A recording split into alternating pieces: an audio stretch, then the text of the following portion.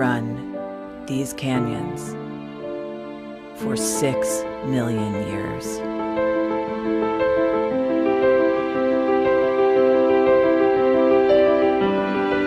I have traveled from the Rocky Mountains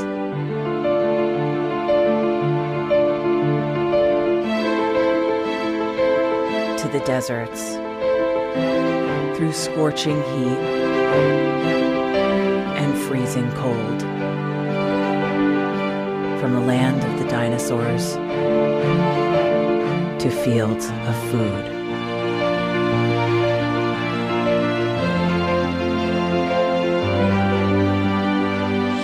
I lend my hand to 7 states, 2 countries, 9 national parks,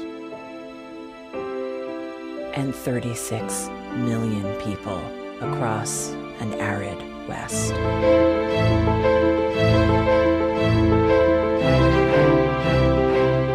am not the strongest or the largest, but I am the hardest working.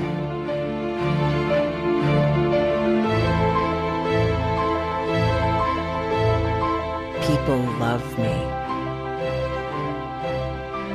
My playfulness, My beauty. my power,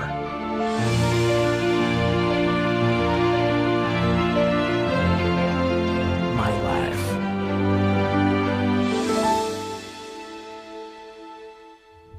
But I don't think I can offer any more. I am I am tired, tired, tapped, and tied. Of the hundreds of major rivers in the world, I am one of the few who no longer kisses the sea. Battles to harness my soul have been won and lost. Use me wisely, and I will sustain you. Use me like you have, and I will break. My name is is Red. The Grand River Red. The American Nile. The Canyon Maker. I am the Colorado River. And I am the most endangered river in America.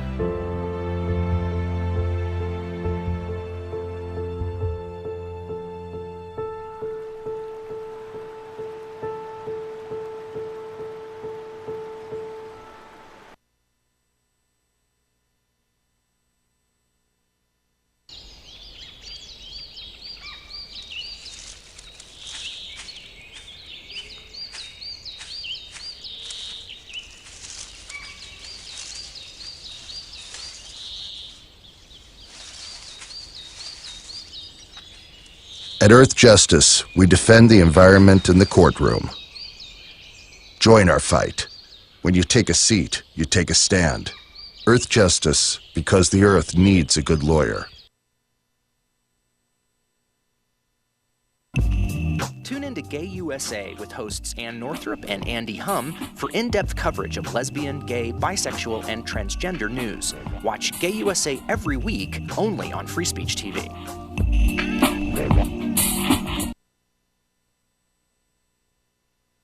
Two anti-government, self-described revolutionaries have shot up a pizza restaurant as well as a Walmart in Las Vegas.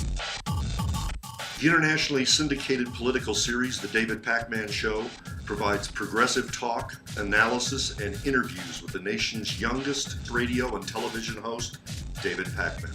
Find out more and catch up on all the latest episodes by visiting our website at freespeech.org.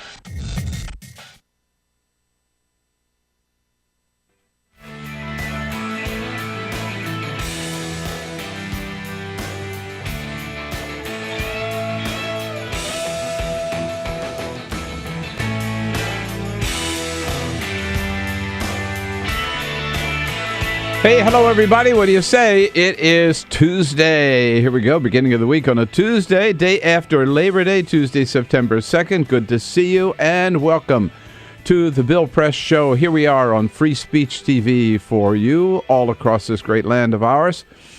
On DirecTV, of course, on your satellite dish, and worldwide on our video stream at TawkrTV, youtube.com/TawkrTV. President Obama spent Labor Day yesterday talking to a whole group of workers. He out in union members out in Milwaukee. Vice President Joe Biden also meeting with union members in Detroit yesterday.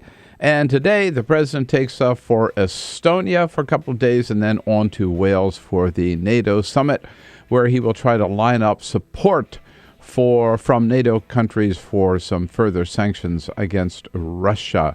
Meanwhile, leading Democrats yesterday, criticizing President Obama for being what Senator Dianne Feinstein called too cautious when it comes to dealing with ISIS.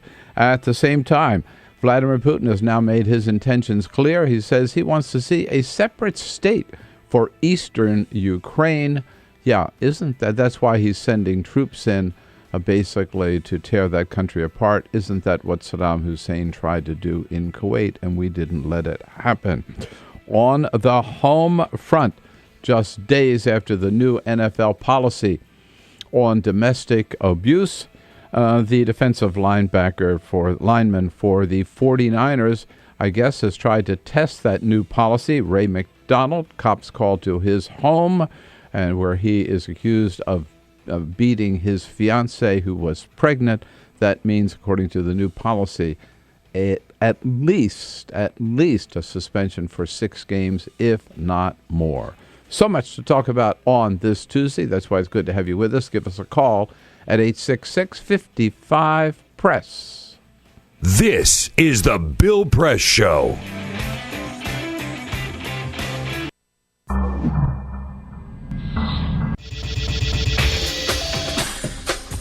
Tune into Free Speech TV for Democracy Now!, a national, independent, award-winning news program bringing you people and perspectives rarely seen on corporate media.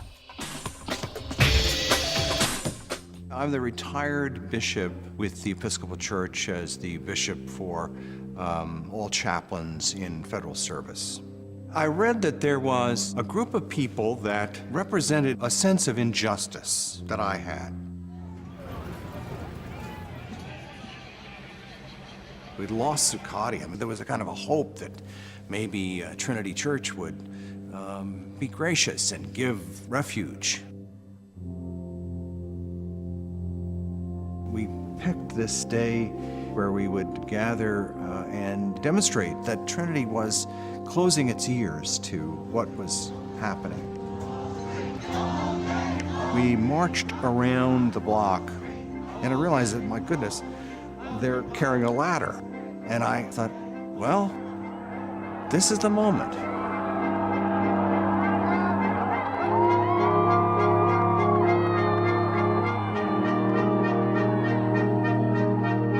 You could feel a spiritual presence. You could feel a certain something.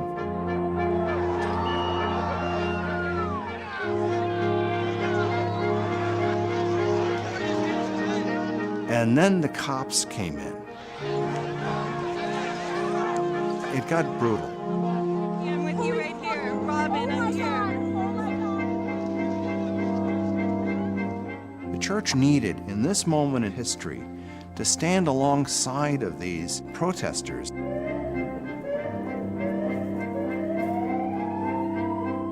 truth of Christ is found in the pews, is found in the institutional church, but it is also found in the streets. It's found in the honesty and the integrity, the insistence of people that you find in Occupy Wall Street.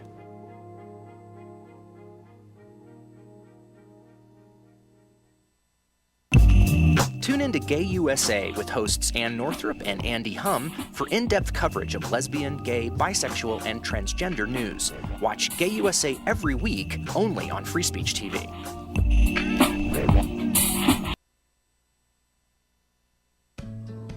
you wouldn't let money just blow out of your house. So when your AC or heater is on, make sure the doors, windows, and fireplace flue are shut tight. If you're headed out, turn down the AC or lower the heat by 10 degrees. And always keep your water heater set at 120. A little bit of common sense goes a long way. Get more great tips at energysaver.gov.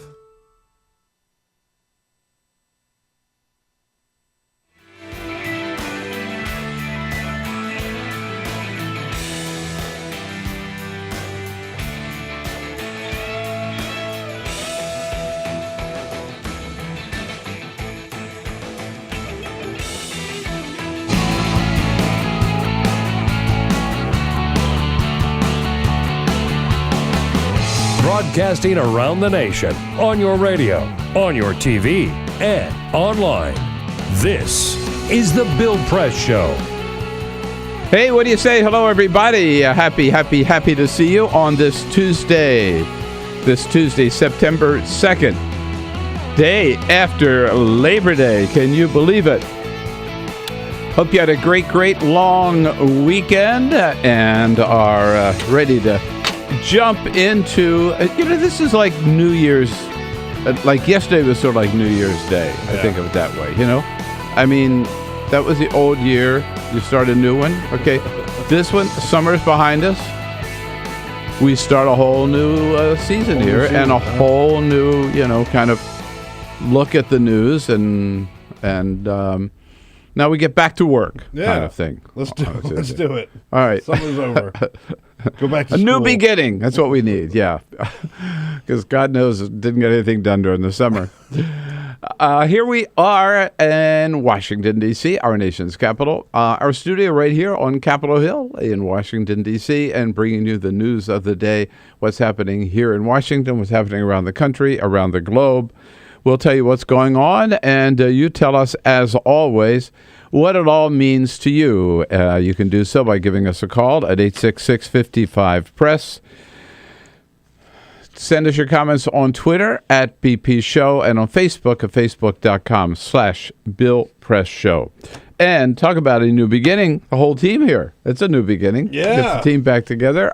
Peter Ogburn and Elisa Murphy. Hello. Happy September. Happy September for this 4-day work week. We like that. Already Tuesday. I am thrilled that August is over. That was a rough August. Oh, yeah, it was. A lot of bad news. Alicia Cruz here, indeed. There to take your calls at 866-55-PRESS. And our good buddy Cyprian Bolding, as always, videographer on the scene, on the job, keeping us looking good on Free Speech TV and on TawkrTV. And I hope you took some time out yesterday to salute our great labor unions and recognize the great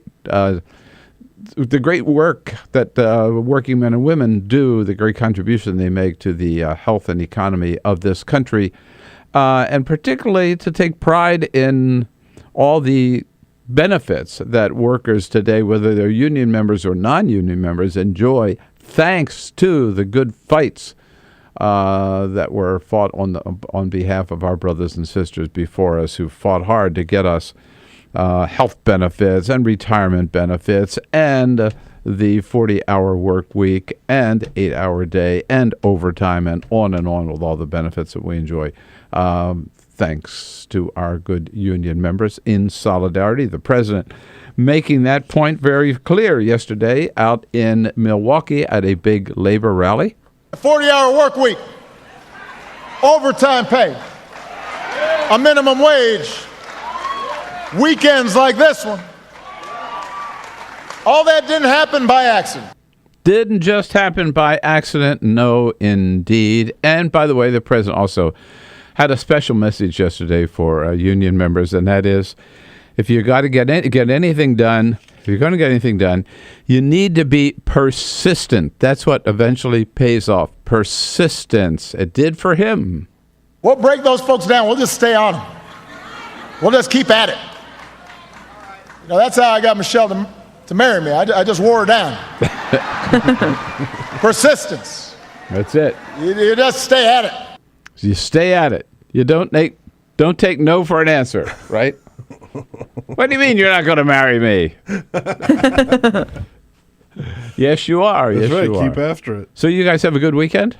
Yeah. Yeah, it was nice. Low key. Got some things done around the house. Went to the pool for the final day yesterday. Mm-hmm. With all that extra time, I went and saw Boyhood, which was awesome. You needed extra time to see Boyhood. It's so good. Isn't it good? It really is. It is so good. Yeah, yeah. But you need like 8 hours. Yeah, you do. Because you need to kind of decompress after. 3-hour movie, and then, the decompress after. Yeah, yeah. And I mentioned to you guys that Carol and I escaped out to, we went to Paris. Went to Paris. Paris, Virginia. Right. But which I learned, by the way, used to be called Pumpkinville. Really? Paris has a little more appeal, I think. Well, Lafayette, the Ashby Inn was, of course, surveyed by George Washington, and everything in Virginia was surveyed by George Washington. Man, he got around, right? So Washington slept here. Washington surveyed here. We were out at the Great Ashby Inn. But if you live anywhere in the Washington area and you want a great romantic getaway, Ashby Inn, can't recommend it too highly. Some of the best food around anywhere. Also, great chef out there. But at any rate, so Lafayette hung around there too. And he was given a piece of property in Paris, then Pumpkinville, by one of the landowners out there. And Lafayette said, that's very, very nice of you, but I'm going back to France, so thank you, but no thanks. And so since he didn't take the property, the guy said, all right, I'll tell you what we'll do. We'll change the name of the town. From Pumpkinville cute. to Paris, and not of Lafayette. Never knew that very before, cool. So there we are. Yes, indeed. All right. We're not just going to talk about what we did over the weekend. We got a lot of news to talk about, and we'll get right to it. Arthur Delaney from Huffington Post will be here in the next half hour. And then Igor Volsky, of course, from Think Progress will be along. Plus, the new president of the National Education Association, Lily Garcia. How about this? This is the first day of school, and this is her first day on the job. That's right. And she starts out right here on the Bill Press Show. And big news on the NFL front. But first, this is the Full Court Press. Just a couple of other stories making news, sweeping the internet this morning is the leak of stolen, very personal, very private photos from several celebrities. Apparently, someone was able to hijack into over 100 different celebrity women, I should point out, through their iCloud account. Apple is investigating. The FBI is investigating. But an unnamed man, put a file of several women, Jennifer Lawrence, Kate Upton, singer Ariana Grande, Michaela Maroney, the gymnast, literally over 100 women had their personal photos stolen and put out on the internet. So nobody's been arrested yet, but I can imagine that they're going out full bore to figure out who leaked these photos and who stole them. From what I heard, they said that they're going after not just the person who leaked it, but anybody who sends those around will also be. So if somehow you end up seeing, don't send them to all your friends. Yeah, right. I'm not sure what the legal base, but that is Jennifer Lawrence confirmed that they are actually her and that someone stole them. And her publicist said, we're not only going to go after and prosecute the person who leaked them, but anybody who shares them. And I think the guy's on the run. He goes by Original Guy or something online. That's not confirmed that's the guy. Not? Or not. Okay. BuzzFeed caught up with one of the guys who's been accused of it. He says, I had nothing to do with it. I saw the photos. But they don't know who it is yet. So stay tuned. I'm sure we'll know very soon. All right. Last week we talked a lot about Burger King buying Tim Hortons, the Canadian donut company. They buy somebody else now? They didn't buy anybody else, but this is just a little sample of what you could buy at Tim Hortons. They have unveiled their new Buffalo Crunch donut. What is a Buffalo Crunch donut? Well, it is a pull-apart yeast donut that has been dunked in buffalo wing sauce and crusted with crushed up potato chips. You can get it in either regular or spicy, but they are getting into the world of savory donuts. In fact, now that they've partnered with Burger King, some people are speculating that we might see the first mainstream donut burger. Oh, God. You know, a lot of Canadians are sad. They're worried about their Tim Hortons. They should be. Although Tim Hortons, if they're putting out this Buffalo Crunch burger or donut on their own, it's not like Burger King could have made it very much worse. That's trouble. Yeah, I mean, just stick to it. You have a good cinnamon donut, or put some powdered sugar on it. I mean, whatever. If you're going to eat donuts, if you're going to have a donut, have a donut. If you want to have a bun, exactly. Get a bun. If you want a buffalo sauce, what is this? So what's this new one called? Buffalo Crunch donut. Is it gluten free? I highly doubt it. And we go to Japan, where the National High School Baseball Tournament was taking place. The semifinal, Bill, took 50 innings and 4 days to play. No one could score a run. And, of course, you just keep going until somebody scores a run. So finally, in the top of the 50th, Chukyo High School scored 3 runs to defeat Sotuko High School. 50 innings, 4 days. They just kept playing. Now, here's the other thing. Both of the starting pitchers finished the game. No. It's high school, so I guess they're not really flinging heat. They're not really putting themselves out there. The winning pitcher threw 709 pitches over the course. That's crazy. God, I'm glad it wasn't a Nats game, because Carol would have been watching. She can't go to bed until someone wins. Exactly, yeah. It would have been 4 days on the couch watching that Nats game. It would have been bad, right? Yeah, thank you, Peter. And big news on the NFL front is where we start today, because, we've been following the career of Michael Sam, the first openly gay NFL player, and saluted the fact that this was a big step forward for this country, a big step forward for professional sports. We saw Jason Collins, right, the name of the first in the NBA player who came out of the closet, if you will, who didn't get picked up by anybody. Michael Sam was picked up by the Rams, and we thought, this is great. This is sort of like breaking the color barrier, right? This breaks the, if you will, the gay barrier in professional sports. And we were all kind of rooting for him and going into the game. Says this is going to prove that it doesn't matter whether you're gay or straight. What really matters is, do you win games, right? Yeah. Do you help your team win games? That was it. Big step forward. Well, it didn't turn out so well, because we found out of the weekend that the Rams dropped him summarily and kind of suddenly, because here he is Friday. Let's play this, Peter. Now, we got your take on this. So Friday, he was asked by reporters after they played the Dolphins, and he got, I don't know, something like 9 tackles, was it? 6 tackles. 6 tackles, right? So, yeah. He had a good game. He had a good game. It comes out, and they said, so do you think you're going to make the cut? And he says, well, not out of my hands. I did everything I could. Now it's out of my hands. I'm at the NFL mercy, the coach's mercy. So we wait.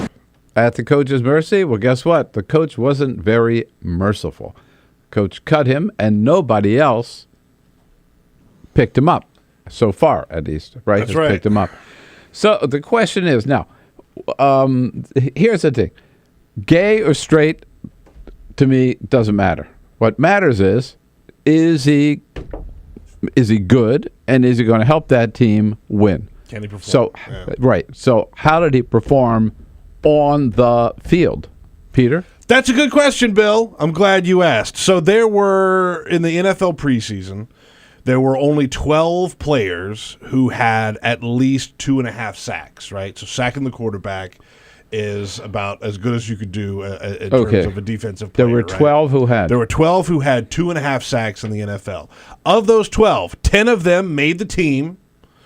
One of them made the practice squad, which is you're not quite good enough to be on the team, but you get to practice with the team. You still sort of are on the team, and you're still have an part NFL of the team. Contract. You just don't start. That's right. And you've got a contract. Okay. And only one person was cut completely off of the team completely, and that person was Michael Sam.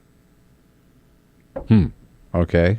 It is not a good it's not a good look for the Rams, not a good look for the NFL. There were they sort of showed their hand before they made the cut, and they said, look, part of this is business, and I understand that, because you have to say, do we have a budget for this position? Okay, do we have these veteran players that we have in this position that we're already contracted to pay them?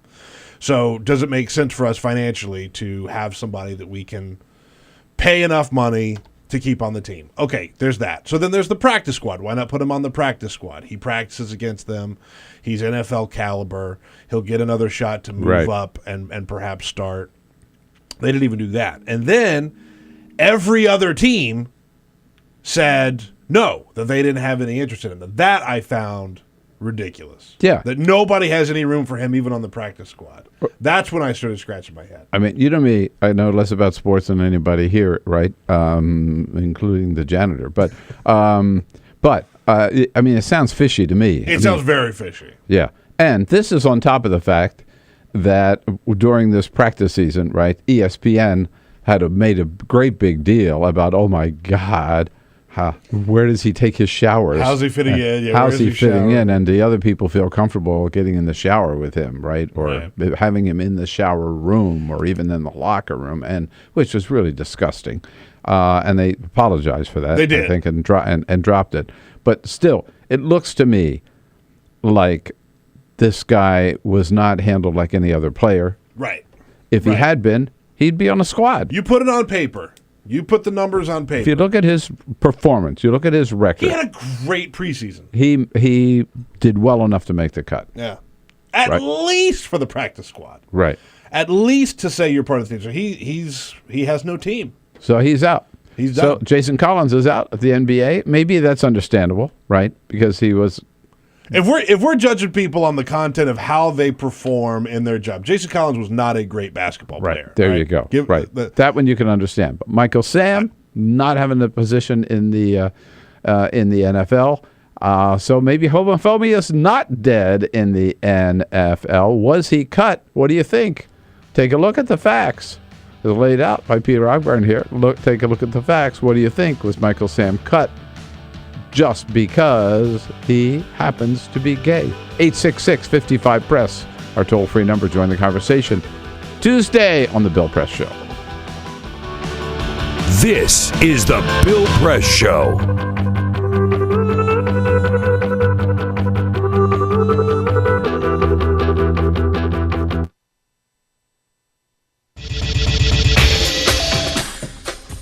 Tune into Free Speech TV for Democracy Now!, a national, independent, award-winning news program bringing you people and perspectives rarely seen on corporate media. Grunt work. Love it, hate it, useful, not useful? Necessary. Our social entrepreneurs are people who have been on the front lines of social change. I've learned so much from talking with them. This is Cafe Impact, and I'm Jonathan Lewis. I will say that I think is a challenge for anyone, especially the new workforce as they come in, is the ability to accept grunt work with grace. The most boring, awful details are the most important elements of doing this work. From the way you save names in your Rolodex to the way you bank and you deposit checks. The truth is, this work isn't glamorous, it's rewarding. You don't go into this for the glamour, you go into it for the impact. And so it takes that determination to do the scut work to actually get anywhere. It can be really challenging in a first job for someone who's coming out of finishing school to have the enthusiasm that they do to make the type of social impact that they've dreamed of. And now they're here in this first job and all of a sudden they're shouldered with all this grunt work. And they don't understand and they don't get it and they're resentful. Talk more about the power of answering phones. Sure, I did that myself, took out the trash, cleaned offices when I had to, and it's all good. There's power in being a good team player and in being somebody who sometimes has to support other people's leadership before you get to have your own moment in the sun. Is it hard to wait? It is absolutely hard to wait, especially if you're an alpha female like I am. I think grunt work can help a new employee build trust internally and teach them the nuances of how an organization is run so that they can have a real good sense of what HR is doing, what finance is doing, what all of the other departments are, and that actually makes them a better employee in the long run. So in my role on a daily basis, I literally can be looking at a new venture in software. We could be looking at a microfinance deal. I could be making coffee, taking out the trash, and riding a tractor on any given day. Have you found people who thought it was demeaning that they were given this job, work in the front office and make the coffee when they graduated with all A's from this great university? And, yeah, people like that just don't last very long in our world. If your approach to life is that, you're so smart and you're such a fabulous entrepreneur that you can't understand why people aren't giving you opportunities, it's really hard to advance.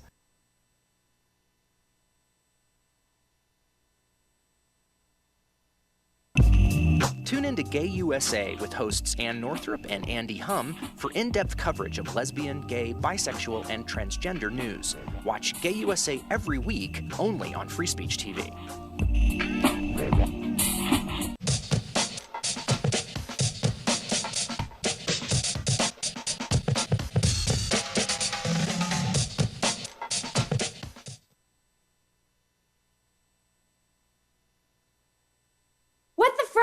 What the frack? What the frack? What the frack? President Obama, are you fracking kidding me? Reopen the EPA studies. In Texas, Wyoming, and Pennsylvania. Fracking pollutes our oceans. Fracking poisons our water. Fracking makes climate change worse. Fracking relies on toxic chemicals that cause cancer. Ban fracking now. Ban fracking now. Go on.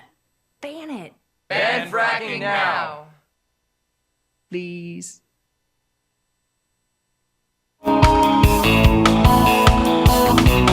This is the Bill Press Show. All right, 27 minutes after the hour already here on a Tuesday. Arthur Delaney from Huffington Post joining us in the next half hour. We're talking about Michael Sam. We're all excited because it looked like that for the first time there's going to be an openly gay player in the NFL. Doesn't look that way now. Michael Sam dumped by the Rams and not picked up by anybody else. Peter? We're on Twitter at BP Show, You can chime in on any topic at any time. Turtle says the Rams have one of the best defensive lines in the NFL.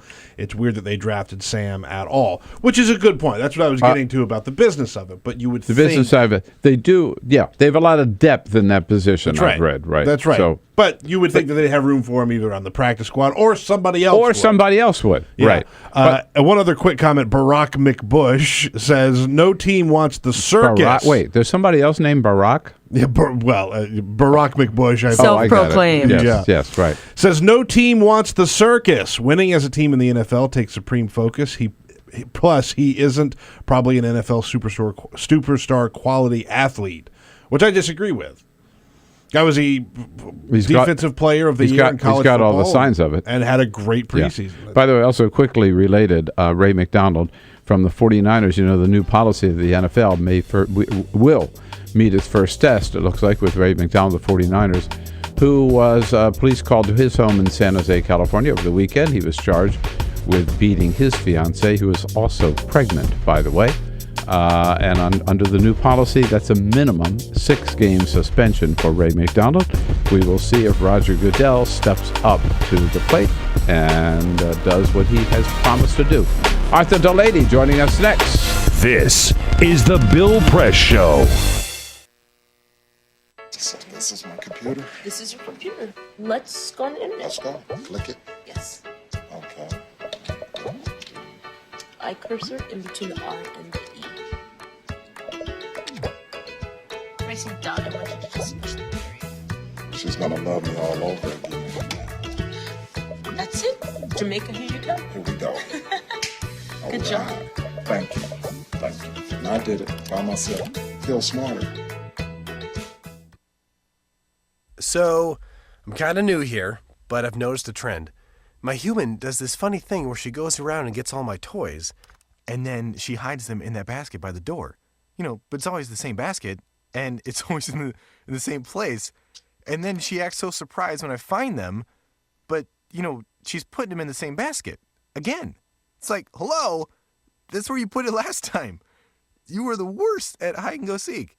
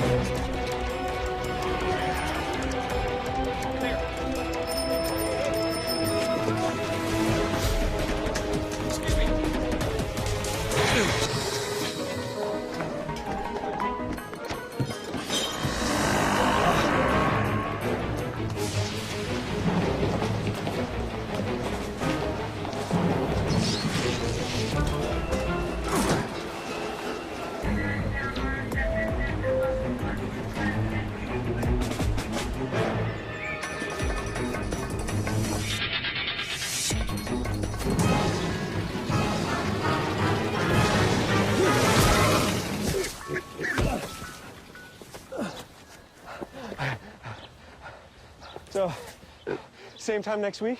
Well, of course. Put away a few bucks, feel like $1 million. For free tips to help you save, go to Feed the Pig.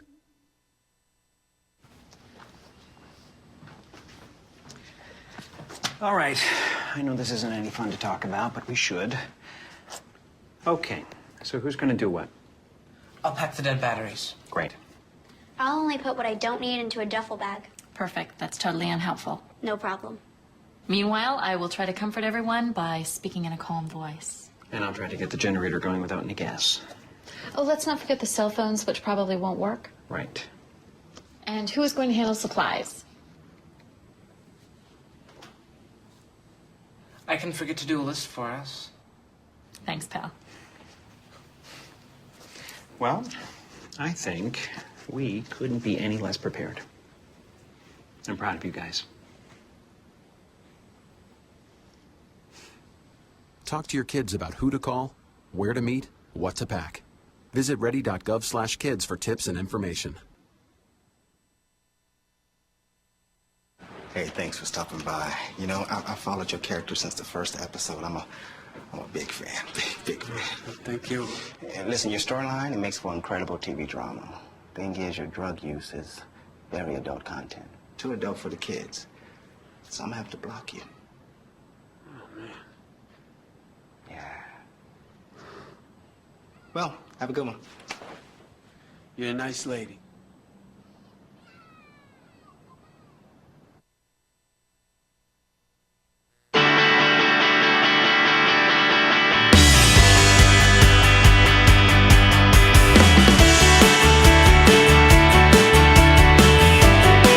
Connect with The Bill Press Show on Twitter. Follow us at BP Show and tweet using the hashtag WatchingBP. This is The Bill Press Show. All right, you got it. 33 minutes after the hour. Tuesday, September 2nd. It may be the first day of the week, but it's still Tuesday. And so Arthur is here. Arthur Delaney, reporter for Huffington Post and editor of the HuffPost Hill. Hello, Arthur. How are you? Good morning. I'm great. Did you have a good weekend? Good. Fabulous weekend. All right. All right. Labor Day stuff. Beer and hot dogs, pasta salad. Great day.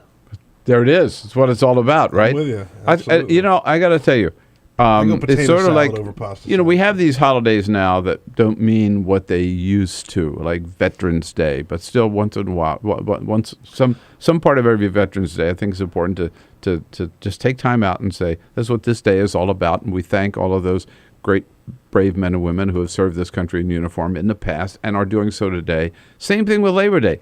Take just a minute out to say... For all the moms who've gone into labor. People think that's what it's about. That's right. No, that's why it's important that we remind people. It's to recognize the great contribution that unions have made to this country. President Obama and Vice President Joe Biden were both out at labor rallies yesterday. We played earlier a clip from President Obama in Milwaukee. Here was Vice President Biden in Detroit with President Jim Hoffa from the Teamsters standing right alongside of him. I talk about unions because you're the reason why every other American worker has any of the basic rights they have. It's because of unions. And Arthur, you've written about this. Those rights and those benefits did not come automatic, did not come easy, and Labor Day sort of celebrates that, right? Let's just name some of the rights and benefits we're talking about. Evenings off, weekends.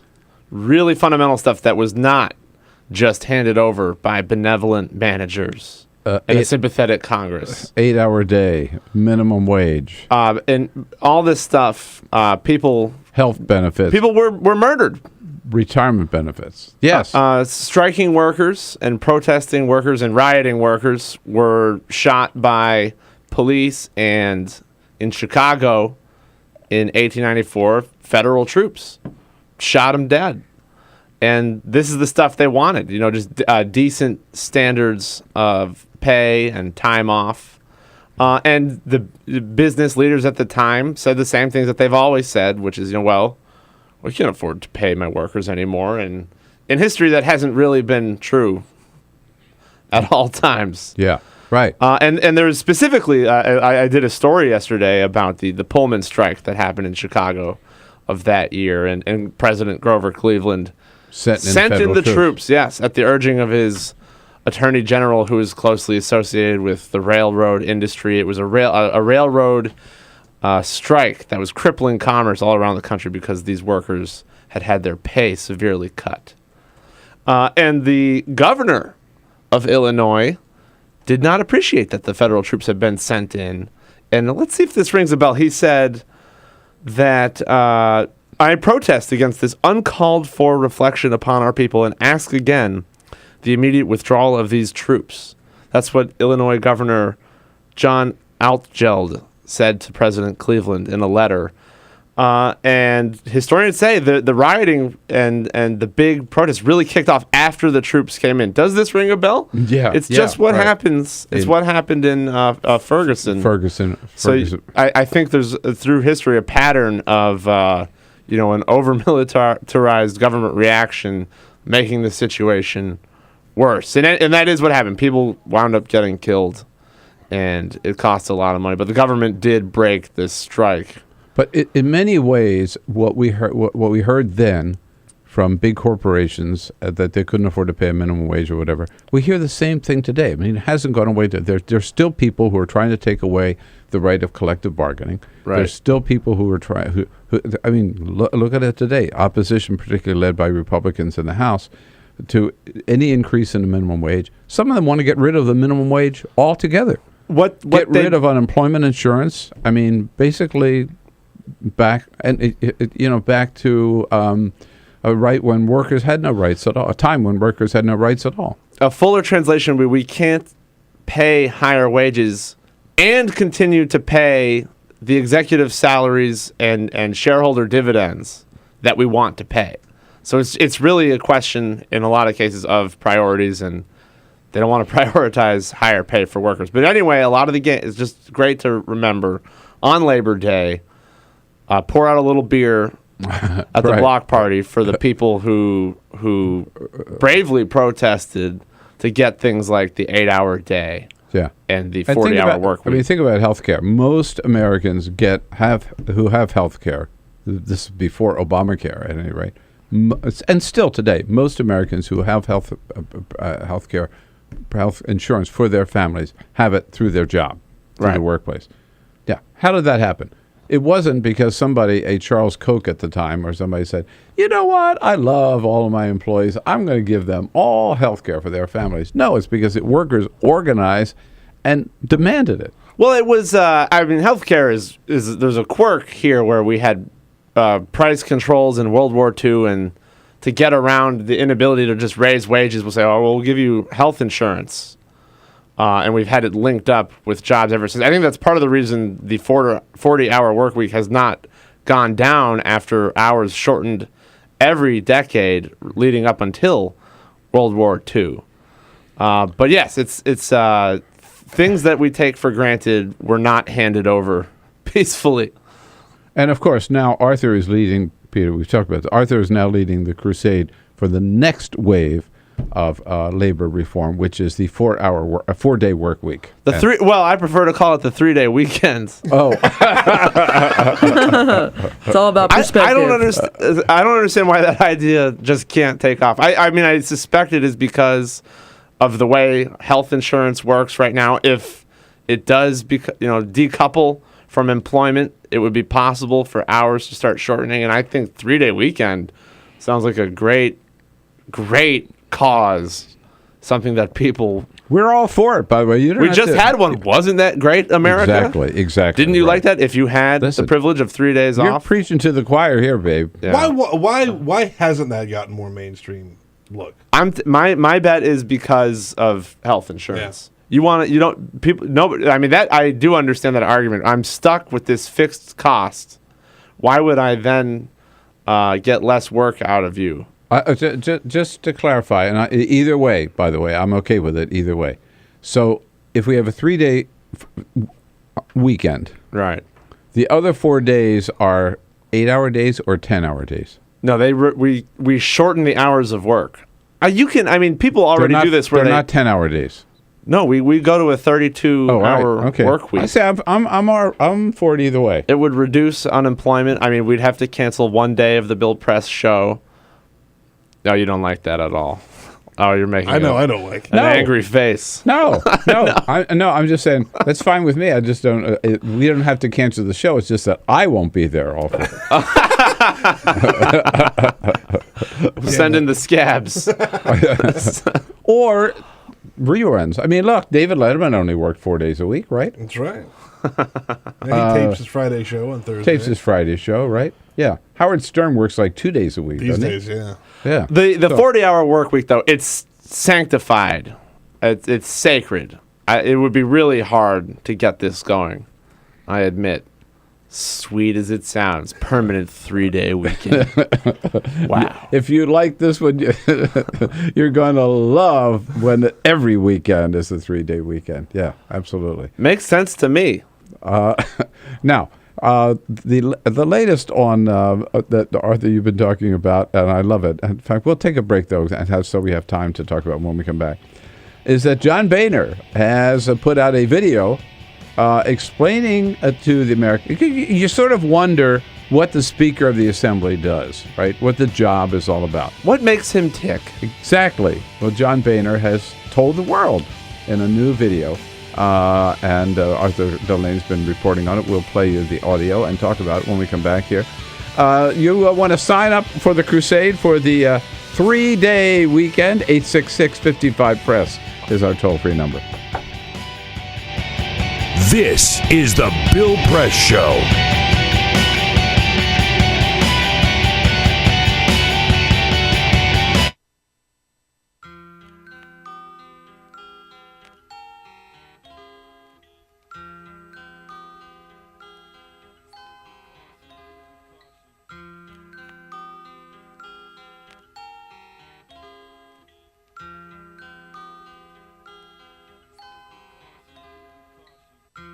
Just this month, my bill was like $138. Even at one phone call a week cost me $40 to $50 every month. I am living on a fixed income of SSI, so this is really a great hardship. Families are being punished. When they incarcerate your children, they incarcerate the whole family.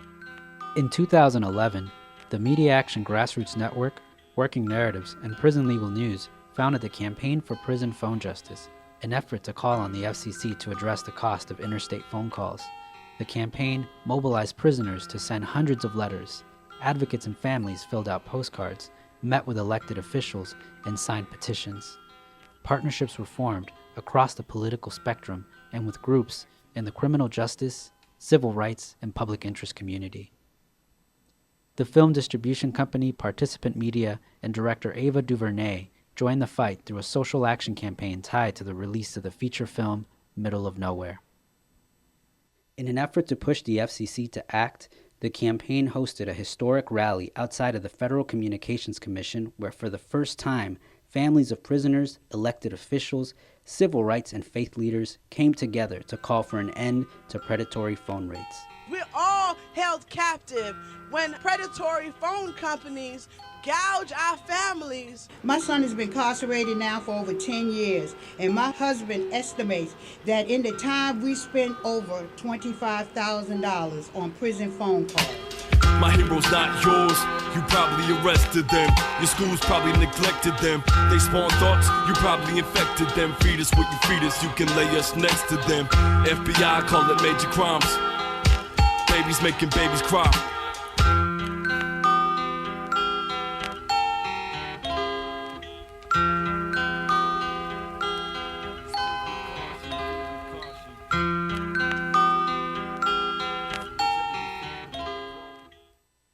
Two anti-government, self-described revolutionaries have shot up a pizza restaurant as well as a Walmart in Las Vegas.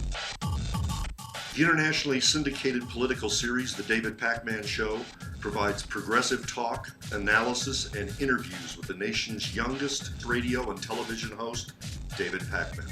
Find out more and catch up on all the latest episodes by visiting our website at freespeech.org.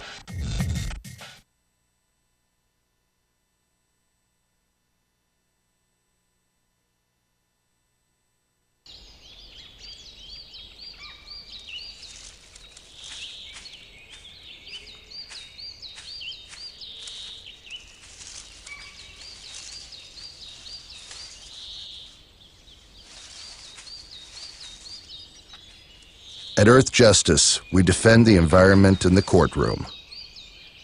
Join our fight. When you take a seat, you take a stand. Earth Justice, because the Earth needs a good lawyer. Tune in to Gay USA with hosts Ann Northrup and Andy Hum for in-depth coverage of lesbian, gay, bisexual, and transgender news. Watch Gay USA every week, only on Free Speech TV.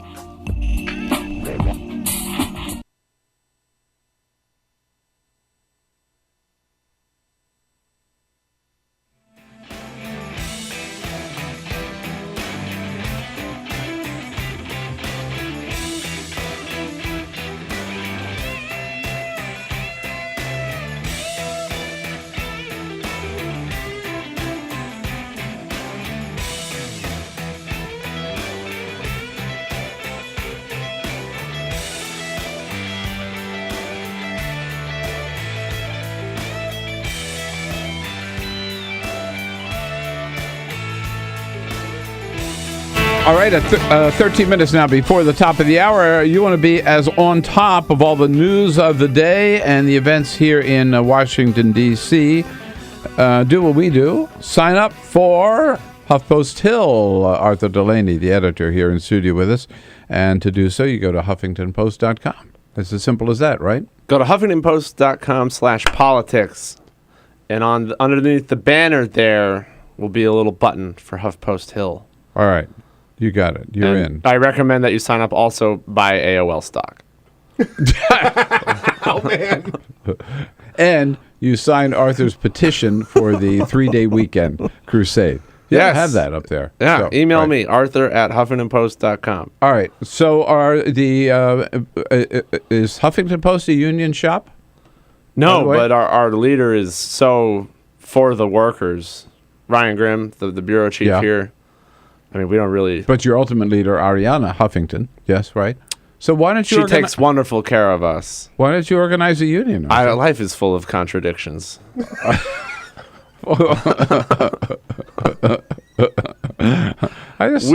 have a good man. We have a beer tap in our office. You go back there today and say, I think we should have a union here. Okay. All right. I'll report back on that next week. All right. Very good. Now, let's get to, so John Boehner says, you want to know what I do here? Well, this is me. So he's got there's a little, we've all seen these toys, these wind-up monkeys. You wind it up and the monkey sits there and slaps these symbols together, right? This is, John Boehner says, this is me. So he puts out this video where he's showing this little monkey to 3 little girls in his office. Yeah. Here's John Boehner. There's the monkey. This sits in my office on my coffee table because this is me. This is me. Mm-hmm. That's what I do all day. They wind me up about every 15 minutes. No, I gotta go to work. They wind me up. My staff gave it to me. Every 15, 30 minutes they come in and wind me up and I do my thing. That's it. There he is, and then it falls off the paper. So what's an accurate description of the Speaker of the House, and why would he do it? What makes John Boehner tick? He is literally cranked by hand. Wound up. Yeah. It's a great video. It really shows his humanity. The context here is that he is the leader of the House Republicans. It's just an uncontrollable group of people, and their zealotry just exasperates him. And to just get through the next 15 minutes, his staff literally has to push him into the room, do your thing, and he's just waiting for the weekend, man.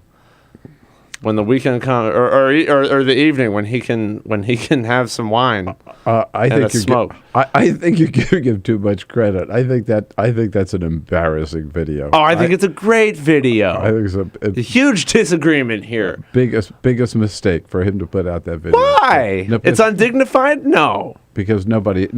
First of all, I don't think anybody takes him seriously anyhow. But certainly, I don't think anybody will take him seriously after that video. It shows his humanity. This is a pattern of behavior of Boehner behavior, where he shows a flash of irritation with people in his own party. For instance, when on a district work period, he was back home in Ohio, and he imitated the way Republicans whine and cry. Don't make me do this. Yeah. And then he'll snap back to character. Let's cut to next day. Let's cut to the chase here. All right. Don't you agree that John Boehner is the least effective speaker in our lifetime? I guess he is. I guess. If you're using any kind of metric, right? I mean, that's the point. What has he accomplished since he's been? Remember, in fact, he got that government reopened. Bill, Labor Day. Just going for Labor Day. What did he say? I remember. You put us in charge, and what we're going to do. Our priority is going to be jobs. That's all we're going to talk about. He said jobs. What has he done about jobs? Nothing. Well, there was. I mean, the one thing he could do is raise the minimum wage. House Republicans, they worked on that workforce bill. Come on, Arthur. They spearheaded that was then cut in half and merged with Democratic priorities and passed. But no, if you use any metric at all, legislation passed, hours worked, things like that, not a very accomplished speakership. Right. Yeah, right. Which I think a point. It doesn't mean you can't like the guy. I'm not saying I hate him. I don't dislike him. I happen to know him, and we get along, right? That's good to hear. Yeah, but I still say he is an embarrassment. I think he's the worst speaker I think in the history of the House. I can't go back 100 years. I don't know who the other speakers were, but any speakers that I've known, he is the absolute worst. What really the things that are bad are when he says, we're gonna make this demand, and we're gonna vote on this legislation that we will insist Democrats pass in the Senate, and then an hour before they're supposed to vote on it, they scrap it. Right. And that's something that's happened repeatedly. Right. And that really does reflect poorly on the leadership. I mean, we know it is because they happen to have a sort of kamikaze conference, but when you're in charge, counting votes is an essential skill for a political leader, and they haven't been good enough at it to bring things to the floor that will pass. They've repeatedly have to withdraw these hard lines they take, and just like they say about the president in Syria, your red lines, we're going to have red line fatigue. All right, so wind him up again, John Boehner, and Arthur, we're going to let you go, and you go back, and we want you to get the work on that petition for the 3-day weekend. Right. And for getting the labor union started at Huffington Post, the chapter of whatever union you want to join, and then come back and report to us next week on how you're doing. All right, comrades. See you next Tuesday. We'll be right back, wrap up this hour. This is the Bill Press Show.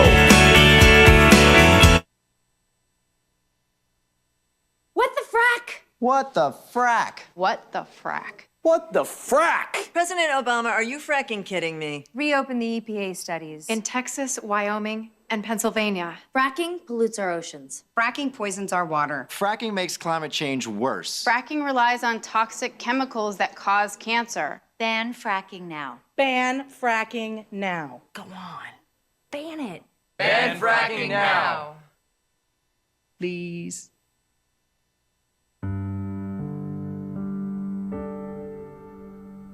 A few years ago, plastic bag waste in our city came to a tipping point. It was clear we had a bag problem. My department was tasked to reduce plastic bag consumption. We needed to come up with ways to change human behavior. So we asked ourselves, Should I get back? What do people really hate? Yep. Getting punched in the stomach. Preliminary studies showed that the consequences weren't severe enough to warrant behavioral change. Actually, can I get that double bagged? So we thought, what do people hate more than getting punched in the stomach? Kissing Helga. Hey, big boy. People didn't find her so offensive after all, so we had to get creative. How many bags Okay, now, pour this ice water down your pants. We tried everything.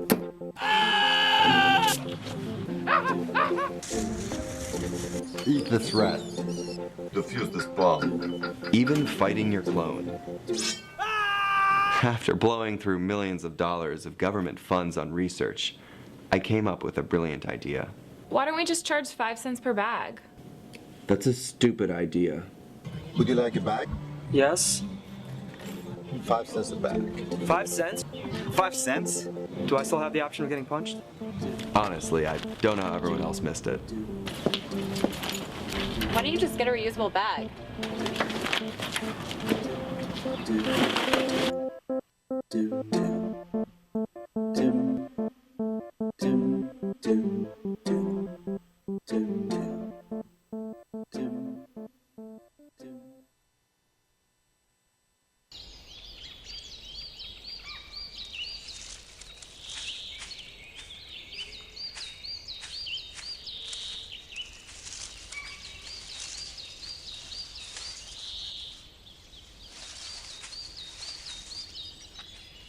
At Earth Justice, we defend the environment in the courtroom.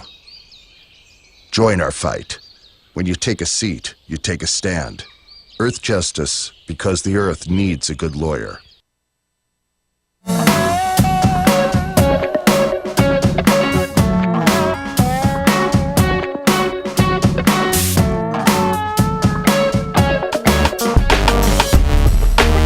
Okay, back to school with a brand new president of the National Education Association. Her first day on the job. How's this? Going from Air Force One yesterday to the Bill Press show today. I say that's a step up for Lily Garcia. And she joins us as our guest in the top the next hour. And then we'll be joined by Igor Volsky from Think Progress. Hour number 2 coming up, the big one, exciting one. Stay with us. This is the Bill Press Show.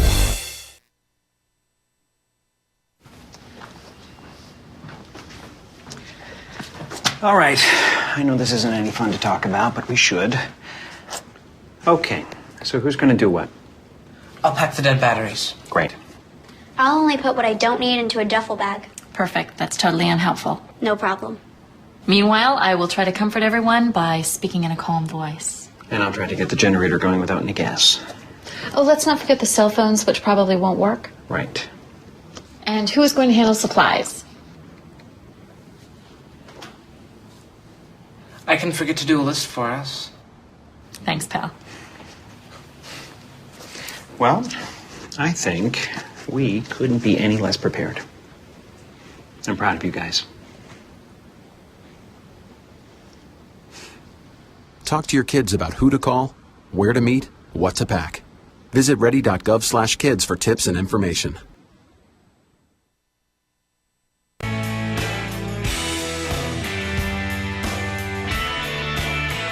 Hey, hello everybody. What do you say? It is Tuesday. Here we go. Beginning of the week on a Tuesday, day after Labor Day, Tuesday, September 2nd. Good to see you and welcome to the Bill Press Show. Here we are on Free Speech TV for you all across this great land of ours.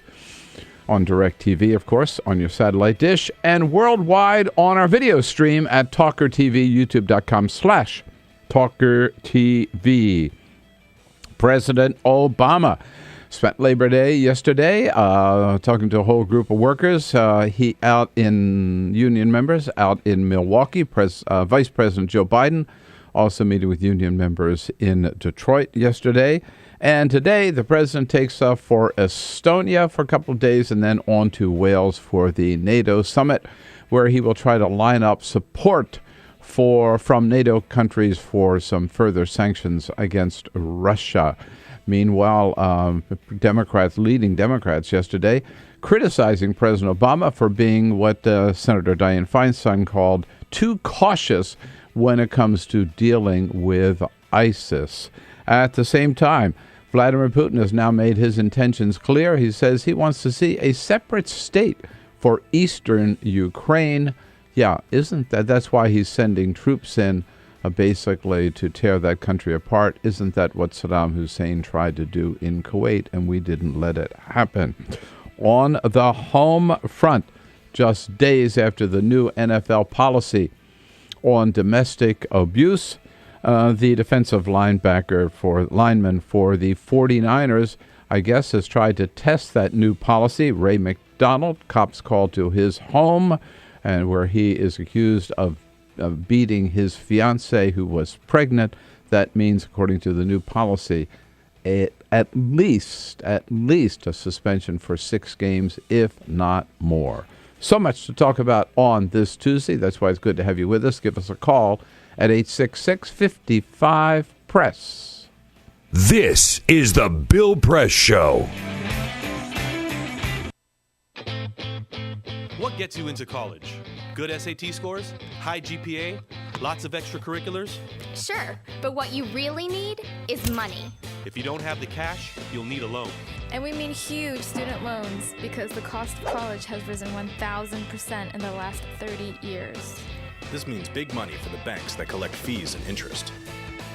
Now, millions of young people are starting their adult lives with an average of $29,000 of loans on their backs. Altogether, we're talking $1.2 trillion in student debt. And more people are finding it impossible to pay them back. Welcome to the student debt crisis. The increasing demand for higher education and cuts to state funding gave colleges a huge incentive to keep inflating prices. I graduated about a year ago, currently in $35,000 of debt. I am in debt about like $25,000. I owe $23,000. I owe over $50,000 in student loans. 38.8 million Americans owe money on a student loan. And the biggest names in banking are making huge profits off the booming student loan industry. Sallie Mae, the largest provider of private student loans, made $949 million last year. They only give you about 6 months to look for a job. You have to start paying back the loan. It's very pressuring, especially nowadays. It's very hard to find a job. Over half of the students graduating in 2012 could not find a decent paying job. They either had low-wage jobs or unpaid internships or were unemployed altogether. So you can't make the payments. You start incurring late fees, which makes the loan even harder to pay off. And it stays with you for years, even decades. Right now, a third of the people who started repaying their loans are delinquent or in default. That's 13.7 million people, more than the populations of Chicago, New York, and San Francisco combined. Worse, it's not just the borrowers who are in trouble. Many loans require co-signers. So if the student is unable to pay, that co-signer, a father, a mother, or a grandparent, is now on the hook. Even a grandparent's Social Security benefits can be garnished to pay the loan. We should have an answer to this.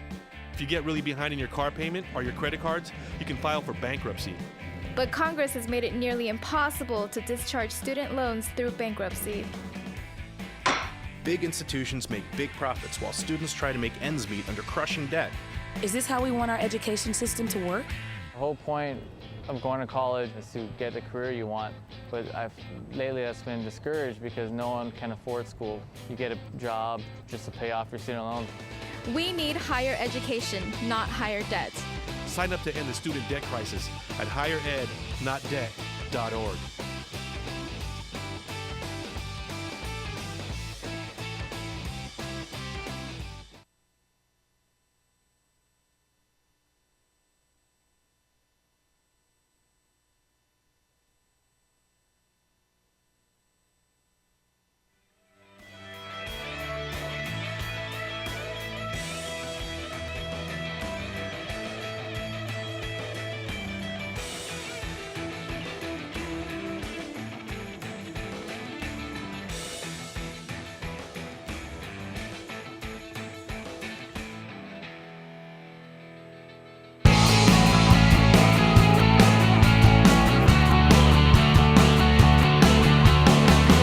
Broadcasting around the nation, on your radio, on your TV, and online. This is the Bill Press Show. It's the day after Labor Day. Hug a union member today. Hey, hello, everybody. What do you say? Tuesday, September 2nd. Good to see you, and thank you for being part of the program this morning, The Bill Press Show, coming to you live from Washington, D.C., our nation's capital, and our studio on Capitol Hill. We are there with you on your local progressive talk radio station, and thank you for joining us. We're also there with you on Free Speech TV nationwide and worldwide on our video stream, youtube.com/TawkrTV, TawkrTV. We'll tell you what's going on today. You tell us what it all means to you. Join the conversation at any time at 866-55-PRESS. That's our toll-free number. And on this Labor Day, we are more proud than ever to be sponsored by the great labor unions of this country, several of them, including the National Education Association, the NEA, a new president. Yesterday, September 1, was her very first day on the job, but she was out, hanging around with some pretty important people yesterday. Today's her first day on the job as NEA president, and she joins us in studio this morning. Lily Garcia. So good to see you. And so you're like my very first. You're my very first assignment. That's it, right? Yeah, yes, I'm doing my homework. You're doing your homework this morning. Congratulations. Thank you. Great to see you. And Dennis Van Rolko's been such a good friend for so many years. He's an amazing person. Big shoes to fill. Yeah. But you've worked with him now for the last. Oh, forever. He actually tapped me on the shoulder years ago and said, you should think about doing this. I'm doing this. You can, and encouraged me to run for things. Isn't that great? And here I am. Yeah. What a mentor to have, huh? Yeah. He's drinking a cup of coffee in Phoenix right now. Dennis, we salute you. I'm sure listening to the program. Our good friend. Yes. He better be, right? Better be. And joining, he knows the team here, Peter Ogburn and Elisa Murphy. Right, guys? Hey. Hey, good morning. With Alicia Cruz there, standing by to take your phone calls at 866-55-PRESS. And our videographer, Cyprian Bolding, keeping us going here on the video stream and on Free Speech TV. The president yesterday, you were with the president yesterday. Yeah. Flying on Air Force now, One. How's Hello. that for a sixth grade teacher from Utah? That was kind of on my bucket list, is drive in the president's limo and bend his ear about, testing and what we need for our schools. It was absolutely. It was really great, being part of the White House press corps, because I get the reports all the time from the pool, and I saw. Okay, I wondered how you knew. Who's on Air Force One today? I say Lily Garcia is on Air Force One. So is Leo Gerard, president of the Steelworkers, of course. Joe Hansen, president of UFCW. Mary Kay Henry, president of SEIU. All good friends, all supporters of the program. And I just felt, it was like I was right there with you. That was great. But you not only rode on Air Force One out to this labor rally in Milwaukee, you also got a ride in the limo, in the Beast, as they call it. Wow. Because there were a few of us that the president had invited to give a lift back home to D.C. And it was really nothing. And hey, you want to ride? And it was like, and there were people are like getting into cars, and someone said, "Well, would you want to go over here? Or do you want to ride in the limo?" And I went, "Limo? That sounds nice." I didn't, and they're going. I walk over and I'm going, "Oh, the limo! The limo!" The one that has that seal on the door, right, and that little flag on the front bumper. Leo and Mary Kay and I are sitting there, just kind of going, "We're in the president's car." Oh my! It was very cool. Do they have any M&Ms in the limo? Yeah. And they're in little boxes with the presidential but I know they're on Air Force One. Yes, but in the limo too. Yes, they're all over. Oh, so I'm trying to get a classroom set of M&Ms with the presidential seal on it, because that's what we do. We're teachers. We're gonna take a classroom set of whatever freebie is being given out. Don't you love it? I love it. That's so and the cool. president had an important message yesterday. Several important. I thought he gave a great talk yesterday. He was really in good form, and he talked about this issue. Starts with the minimum wage. Here he is. There is no denying a simple truth. America deserves a raise. Folks are doing very well on Wall Street. They're doing very well in the corporate boardrooms. Give America a raise. Yeah, give America a raise. Give our teachers a raise. Well, and when we talk about workers, yes, we certainly are middle-class America. You'd be shocked how few billionaires work in America's public schools, colleges, and universities. But the families that we serve, they're talking about our kids' families, too. So often when people say, how do you get parents more involved? Parents don't care about their kids. Parents don't show up. It's not true. So many of the parents that I know who have a hard time being really involved in their kids' schools, they're working 2 or 3 jobs. They're still trying to put food on the table and pay the rent.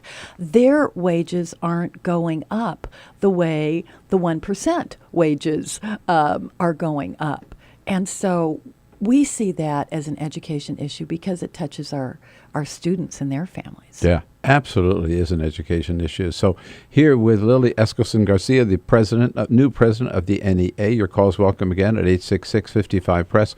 We'll talk more about what you and the president talked about yesterday. But first, Peter has his job here with the big headlines of the day. Yes, indeed. Just a couple of other stories making news. Labor Day weekend was the kickoff to a lot of college football around the country. We'll take a couple of quick look at a couple of quick games. Number 1, Florida State. It was a close one against Oklahoma State, but they did pull out that win on the back of Jameis Winston, 37-31.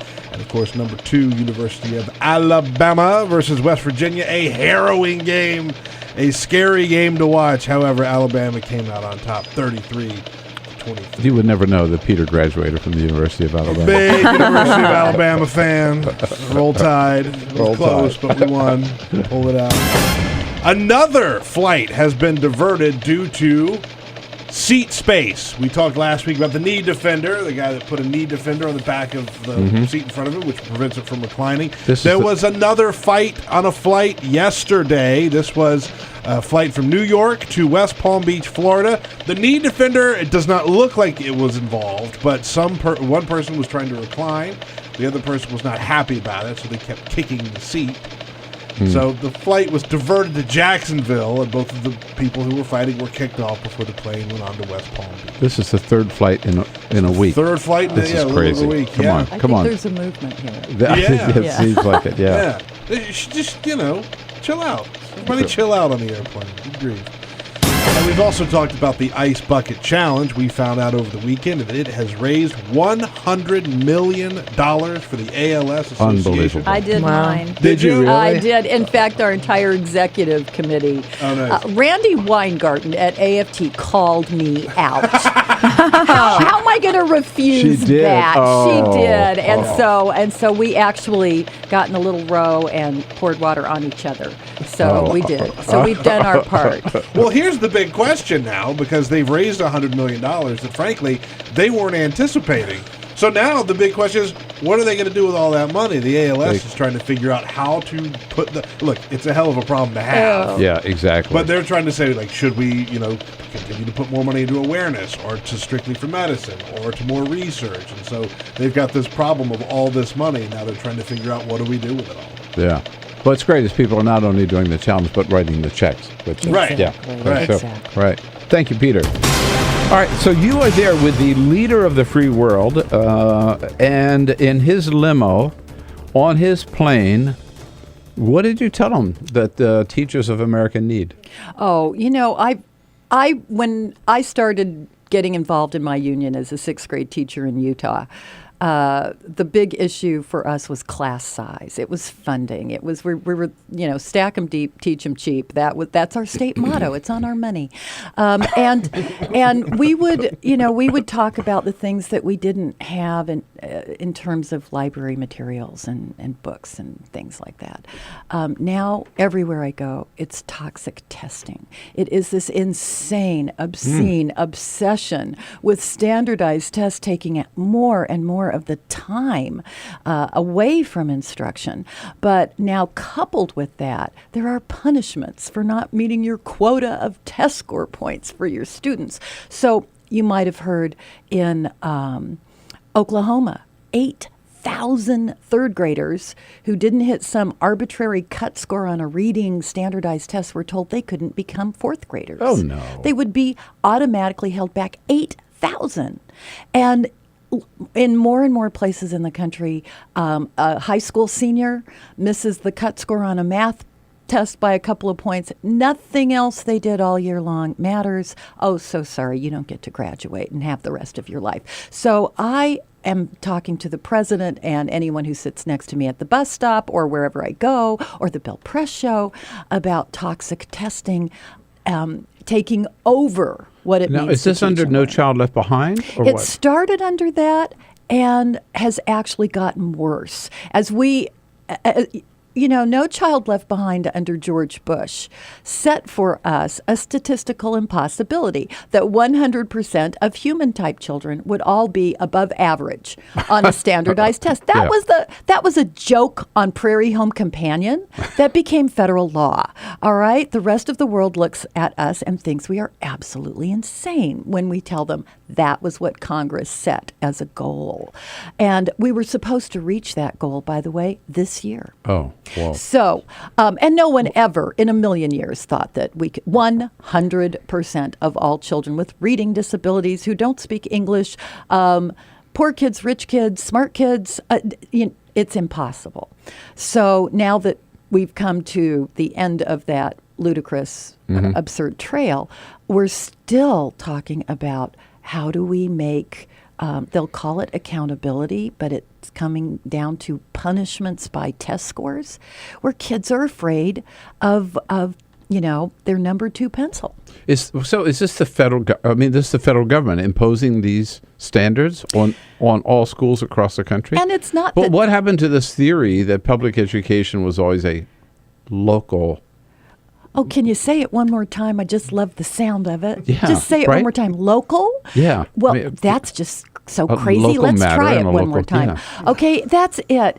For all of the best of intentions, back in 1965, when wonderful Great Society programs were springing forth, like Medicare, Lyndon Johnson said, and look at the kids who aren't really being served today in our public schools. And those were usually kids with special needs, the English language learners, special education, kids with disabilities, and poor kids who came to school hungry. And so the only thing the federal government was involved with then was how do we give some assistance to states and the right for these children to be properly served. Right. And that was what the education, letting role was. States and locals do their job or helping them do their job. Now it is like regulations on steroids, where our federal policy is every state must have a standardized test. Every state must have some kind of cut score, and they just make the numbers up. And every state must have some kind of consequence, punishment for kids, for schools, for teachers, if not enough kids hit that number. So you're teaching to the test, right? Is that it? It's insane. It's usually a reading and a math test, so the arts go out the window. Things like technology, science. They stopped doing the science fair at my school. They're not doing the spelling bee at my school. I used to organize a blood drive every year. I had my kids write press releases, do persuasive speaking. That was their health unit. They stopped doing my blood drive at my school because it wasn't on the test. All of the things that made kids go, wow, I'm learning. I enjoy this. That's my thought as I hear you talk, is all of the things that actually made school fun. For me, it sounds like it's going out the window. And it's all about just books, or test. Well, and it's not even like good tests. These are all standardized, memorize this date, this whatever, and as soon as you take the test, you forget it. The kinds of things where you have to build a project, organize something, do a community service project. I wanted my kids to learn about World War II, and the book was so boring that I went into this retirement home that I passed by every day on my way to school. It occurred to me, all of these people lived through World War II. How about if we're pen pals with them? Some of them probably served in the military. Exactly. Yeah. We had like a merchant marine and this lady that talking about, meat ration tickets. And we would write back and forth and the kids would read their letters. Gone. Gone, not on the test. It seems like there is a wide gap between memorizing and learning. Yeah. The president recognize this? We had a chance to talk, and one of the things that he agreed with is he said there really is too much testing. Now, I would take it one step further and I say too much, and you're hooking punishments to it. Yeah. Which means even if you had one test and you were saying, oh, and by the way, if your kids don't pass this, you get fired. Or, oh, by the way, if you don't pass this, you only one test that has a bad punishment to it, and you tell some third grader they don't get to go to fourth grade, doesn't make it better. So to me, it is the high stakes punishment that's attached to it that we really have to take care of. Education in America today, our teachers in good hands with the new president of the NEA, Lily Garcia. This may be your one chance. Hey, talk to the person who talked to the guy in charge yesterday. 866-55-PRESS is our toll-free number. We'll be right back. This is the Bill Press Show.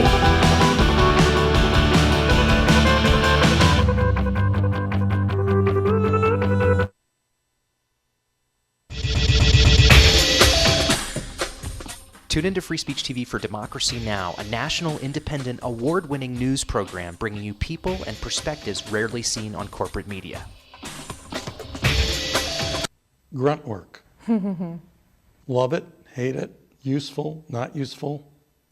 Necessary. Our social entrepreneurs are people who have been on the front lines of social change. I've learned so much from talking with them. This is Cafe Impact, and I'm Jonathan Lewis.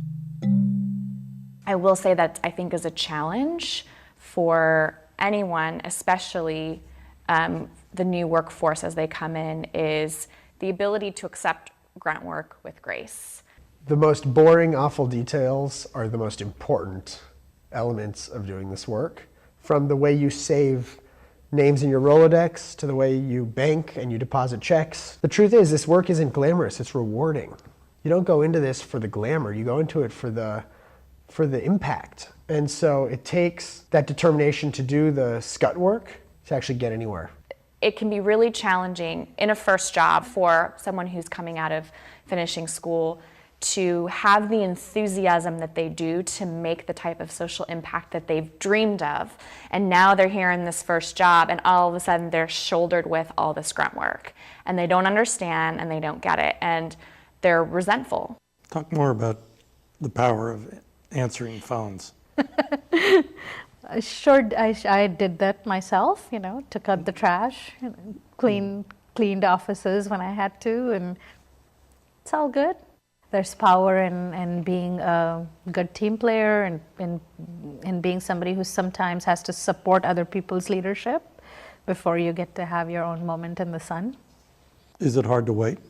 It is absolutely hard to wait, especially if you're an alpha female like I am. I think grunt work can help a new employee build trust internally and teach them the nuances of how an organization is run so that they can have a real good sense of what HR is doing, what finance is doing, what all the other departments are, and that actually makes them a better employee in the long run. So in my role on a daily basis, I literally can be looking at a new venture in software.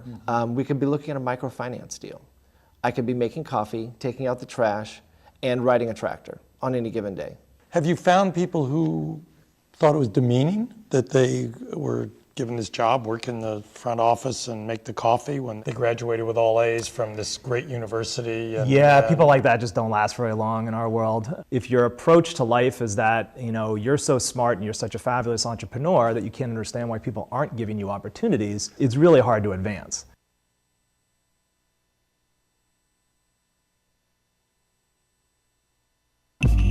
Tune in to Gay USA with hosts Ann Northrup and Andy Hum for in-depth coverage of lesbian, gay, bisexual, and transgender news. Watch Gay USA every week, only on Free Speech TV.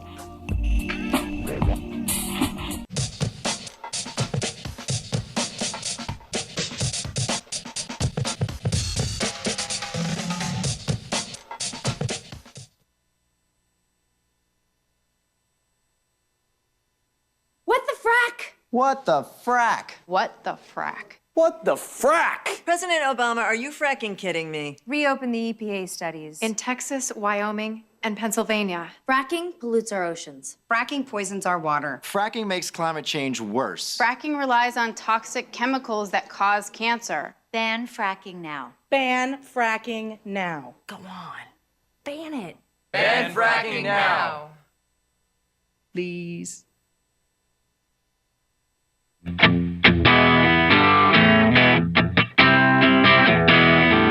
This is the Bill Press Show. Here we go at 26 minutes after the hour. Lily Garcia in studio with us, the new president of the NEA, and you can find all about their great work and follow their good work at NEA.org because we can only cover so much. And Lily, we've been getting a lot of calls about Common Core because you hear about that today. It's become somewhat of a political football. It is. So we just have about a minute. Can you kind of wrap it up for us? Yeah. Common Core are a list of standards that kids should know and be able to do kindergarten or through 12th grade in math and language arts. And I was suspicious because anything that comes out of a politician, I get suspicious. And I read them. I'm a 6th grade teacher. I went, okay, math, I got it. Multiply, divide, got it. And language arts, I liked the stuff. The standards are fine. What people are upset about is how they're going to be implemented. Is someone now going to make up a new test? Is someone now going to say, hit this cut score or you don't get to go to 4th grade or graduate? And new punishments, right? A new punishment, because they can ruin anything with toxic testing. Mm-hmm. And it could become the same thing. Right. And so teachers are trying to help. We do not want to leave politicians without adult supervision. And we are willing to, do recess duty and say, now here's how you would do it right. You'd use it as a guide. You'd give teachers time to learn those standards, how to design instruction around those standards, what assessments really make sense so that you know how kids are doing. When they're not doing well, you can reteach. If you end up saying, hit that cut score or you're fired, we're doomed. Back in the soup again. Yeah. Well, it's so good to have you here and so happy to have you as head of NEA. Thanks so much for coming in. A pleasure. Thanks you. Lord. This is the Bill Press Show.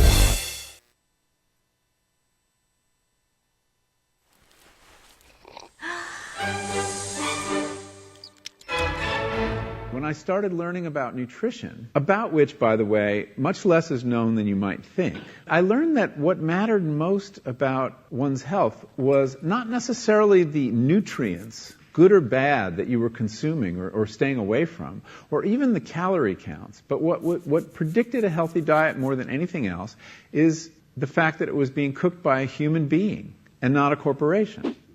Corporations cook very differently than people do. They use vast amounts of salt, fat, and sugar, much more than you would ever use in your own cooking.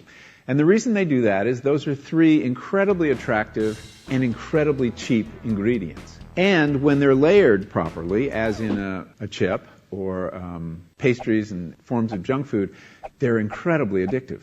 They really press our buttons. They activate our dopamine network, our cravings. And in fact, people in the industry, they don't talk about addiction in the food industry, even though they traffic in addiction. They talk about craveability. It's the same thing. And snackability is another term they use. It's a lovely word. And then the last point about corporate cooking that's important to understand is they cook different stuff than you do at home. What they're good at, in general, they don't cook that well, but things like chips, they cook incredibly well.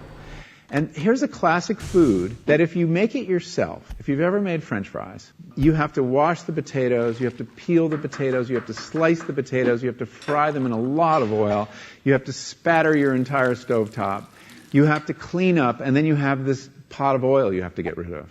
I mean, it's really difficult, and it's a pain. They're wonderful, but it's a pain. And if you make them yourself, you'll only eat them every 6 weeks, 2 months, because it's too much work. But when you let corporations cook for you, it's so simple and so inexpensive, and they're really good, that you will have them twice a day, as many people in America do. So you see the kinds of foods you end up with are these labor-intensive foods and desserts. These special occasion foods become everyday foods when we let industry cook for us. Eat anything you want, just cook it yourself.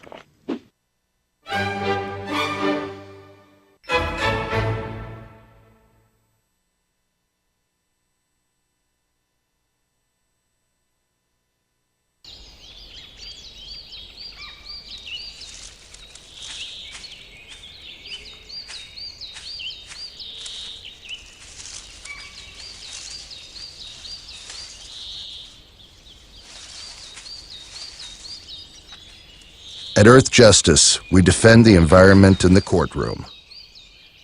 Join our fight. When you take a seat, you take a stand. Earth Justice, because the Earth needs a good lawyer. You wouldn't let money just blow out of your house.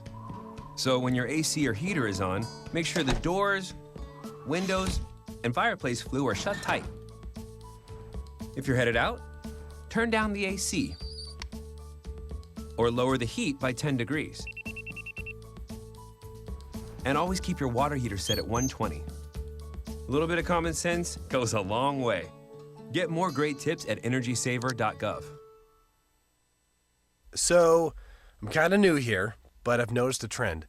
My human does this funny thing where she goes around and gets all my toys, and then she hides them in that basket by the door. You know, but it's always the same basket, and it's always in the same place.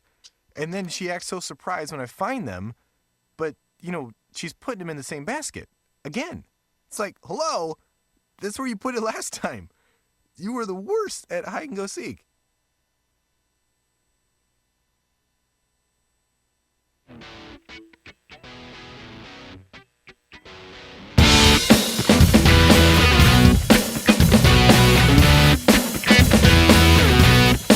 Connect with The Bill Press Show on Twitter. Follow us at BP Show and tweet using the hashtag WatchingBP. This is The Bill Press Show. All right, Igorians, relax. He's here just a half an hour later than he normally is, making room for Lily Eskelsen Garcia, which was very nice of you, Igor. Well, now I'm rested and relaxed, so it works out for both of us. That's right. Igor Volsky, managing editor of Think Progress, the American Center for American... God, what's wrong with me this morning? Center for American Progress. Labor Day grind here. It's a long weekend. Did you have a good one? I did. I'm so happy to be in September. Fall is my favorite season. The clothes are better, the weather is nicer, and then you get closer to Halloween. And I didn't expect that last one. Yeah. But also... the Volskys have a very big Halloween party every year. Oh, is that it? Oh, that's Okay. weird. I've never been. But... Have you ever been? Well, that's true. I haven't been invited either. It's such a great big Halloween Well, let me tell you, this is going to Wait a minute. Hey, Cyprian, have you been invited? Cyprian, you haven't been? No, Cyprian hasn't been? Huh. Let's see. Well, I'll tell you this. Alicia? No, I don't think I've ever heard of that. Oh, I guess. Halloween party. Oh, no. It must have been Alicia who It had to have been somebody from the show. Somebody certainly. I had my short pantsuit already. Oh, there you go. Yes.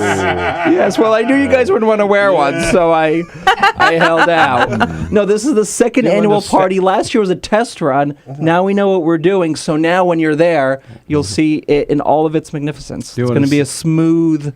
Do you want to try to step in it any deeper? Right here you got. Hey, listen, just be ready. All right. Be ready. I just wanted to point out, though, don't get too excited about the weather being cooler, because this week is going to be the hottest week of the year. Really? Yeah, it's gonna be painful this week. This is it.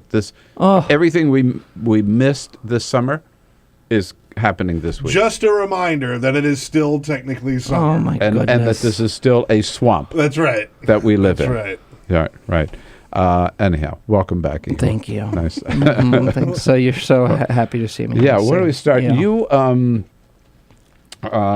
talked about some conservatives having, in terms of Labor Day, an unusual way of celebrating Labor Day. Well, You've for written about most this? people on Labor Day, they have a little barbecue, they have friends over, they relax, maybe if Take they're advantage. It's a political, day off. they talk about all the benefits that labor unions have brought to the country. If they're Think Progress bloggers, that's what they do.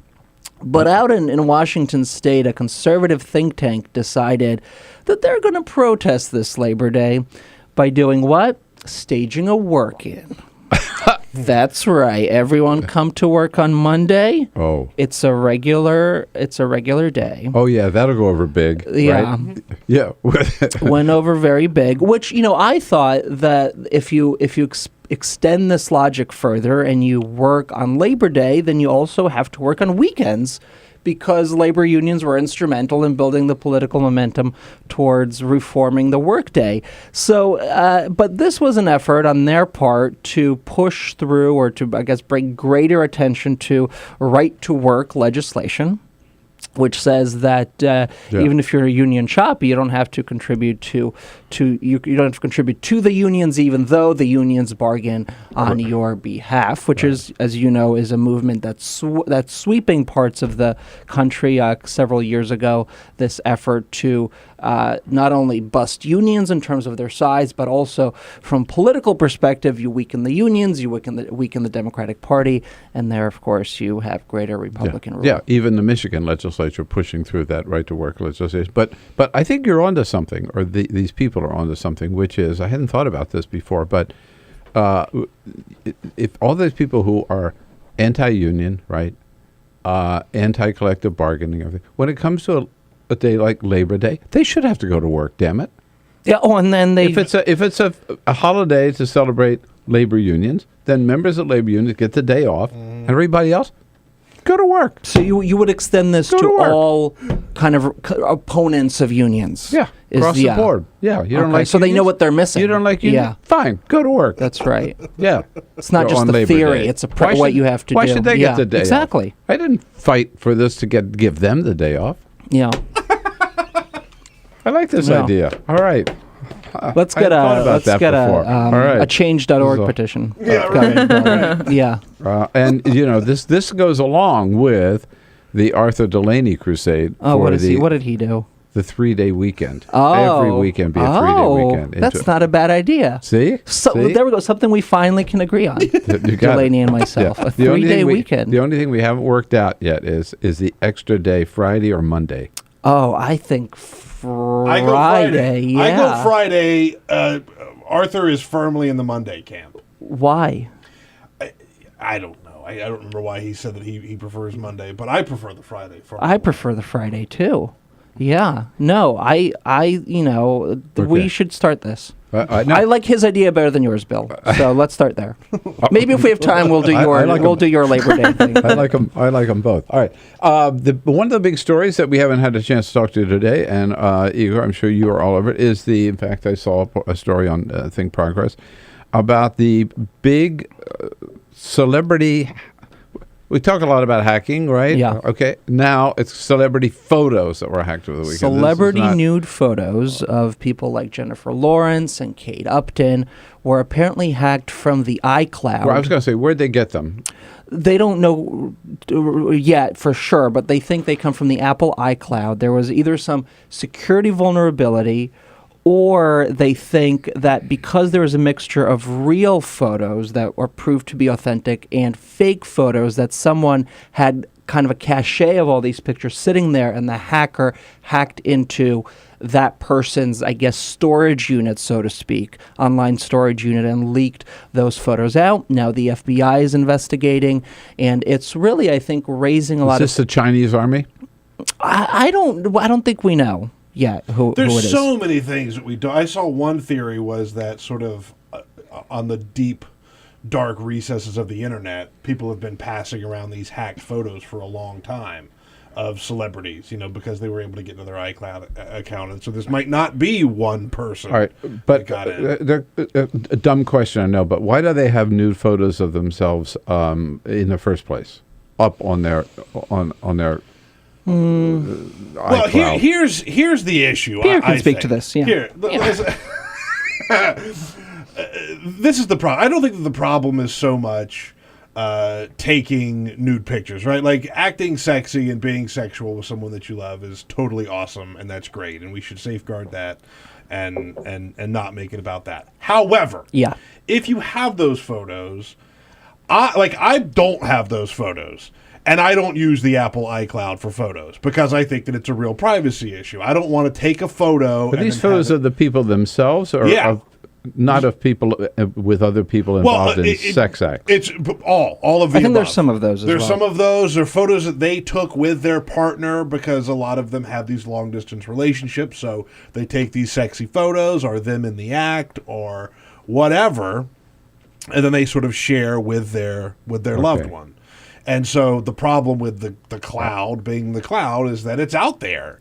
And there is a security issue, and someone found a way into it and have but I understand the problem, I guess, but in this day and age, what do they expect?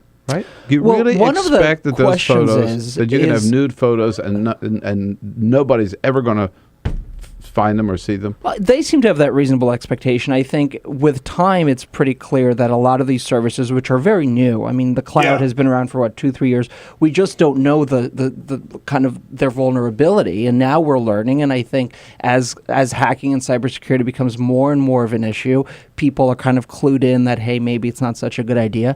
But experts are also saying that they suspect that a lot of these celebrities didn't have the two-step security verification process where you give 2 different passwords and the passwords are changing, and so it's harder to enter the cloud that way. So that could also be a reason that if you don't have your security settings to a higher level, you're vulnerable to that kind of attack. I again don't want to make it about like that they did something wrong by having these photos, right? But it is certainly a wake-up call to anybody about how unsecure these things can be.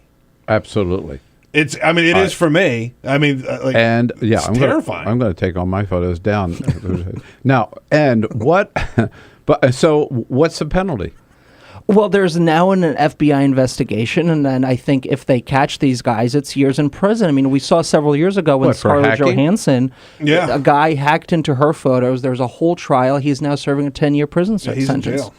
So there is actually... It's very serious. It is theft. It's theft. It's breaking into something that it's legally, it's not much different than breaking into someone's house. Like, this is yours. And so someone knowingly went into something that you own and took your property and is now giving it out. It's different in terms of how you disseminate it, right? You're not selling it like you do with a house theft or something like that. And how many people are we talking about? Hundreds, isn't it? Of people who had their photos hacked? Over 100. Over 100. Over 100 celebrities. Allegedly. That's how many are on this list that this person has put out there. You know, look, it's every week. Last week was J.P. Morgan, the largest bank in the country, right? Yeah. I mean, they broke into that and stole all these files. Yeah. All right, today, 100 celebrities, and their photos are taken. I mean, I'm telling you, we are at the point today where there is nothing out of reach. Nothing out of reach. And the question is, are our policies keeping pace with the changing technology? A lot of people say no, and maybe this will kind of force Congress to update some of these rules, because the statutes that the Jennifer Lawrence guy was put in jail under is really an outdated law from the 80s, before we even had this kind of internet. And so the question, I think, is, do you update these codes to make sure we're all on the same page in terms of where the technology is and where the legal ability is? Think Progress on top of it, as they are on top of every issue, thanks to Igor Volsky and his good team there. thinkprogress.org. Your questions, your comments, your photos stolen. 866-55-PRESS. We'll be right back. This is the Bill Press Show.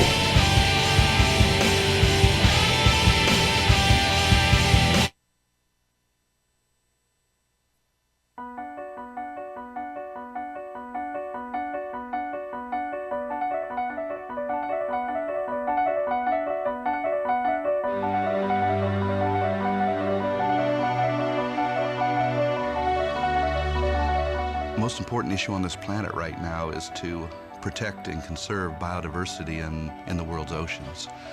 And I don't think people realize just how intimate our connection is with the oceans themselves. Not only do they provide the very foundation of life and control our weather, but life just simply could not exist without a healthy ocean. The real problem, though, is apathy. It's all out of sight, it's all out of mind, and people don't even think about it. But it doesn't matter whether you live in Peoria or on the coast. The fact is, whatever happens in the ocean affects all life forms on the planet Earth. If the oceans die, then civilization collapses. We all die. We cannot live on this planet without the oceans. This is, in fact, not the planet Earth. It's the planet ocean, but because we're a land-dwelling species, we refer to it as Earth. But it is the planet ocean, and the oceans are the heart and the foundation of all life on the planet.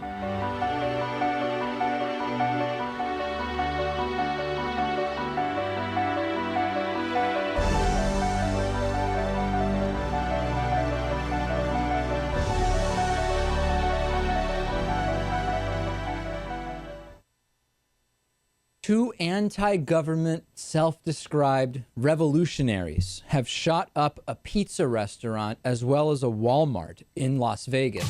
The internationally syndicated political series, The David Pakman Show, provides progressive talk, analysis, and interviews with the nation's youngest radio and television host, David Pakman.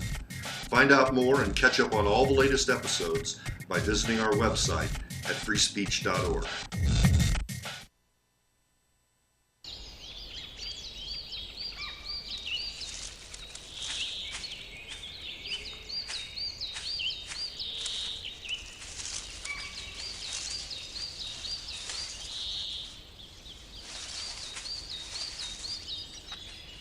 At Earth Justice, we defend the environment in the courtroom.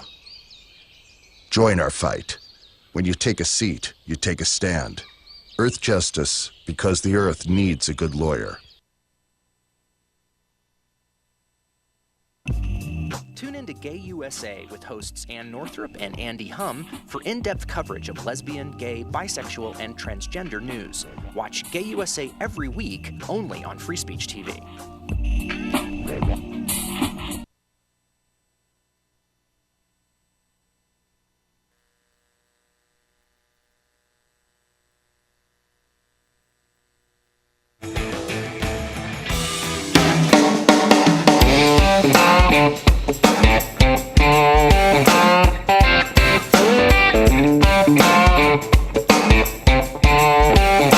Seen on Free Speech TV and online on TawkrTV. This is the Bill Press Show. 12 minutes before the top of the hour, Jess McIntosh from Emily's List joins us in the next hour. Right now we're here with Igor Volsky.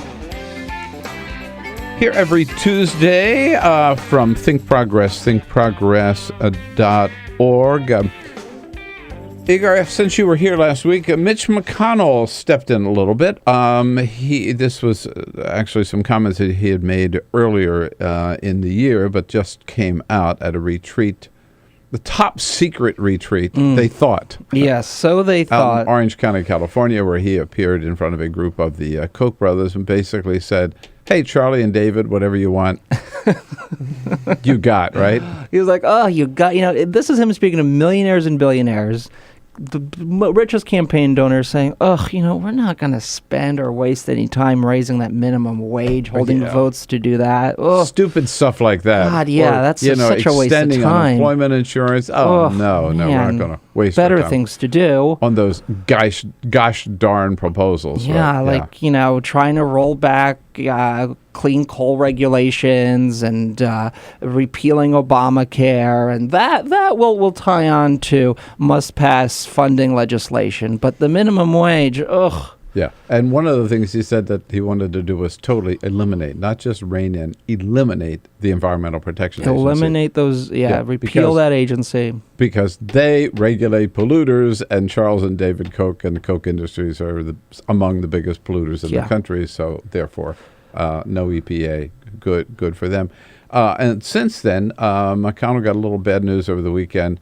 His campaign manager, who used to work for Rand Paul, abruptly resigned because of a scandal that occurred in the 2012 presidential campaign where there was some bribing of Iowa officials to get them to support Ron Paul. Ron Paul is now all coming into light, and so he stepped down because he said it's taking too much attention away from the McConnell campaign.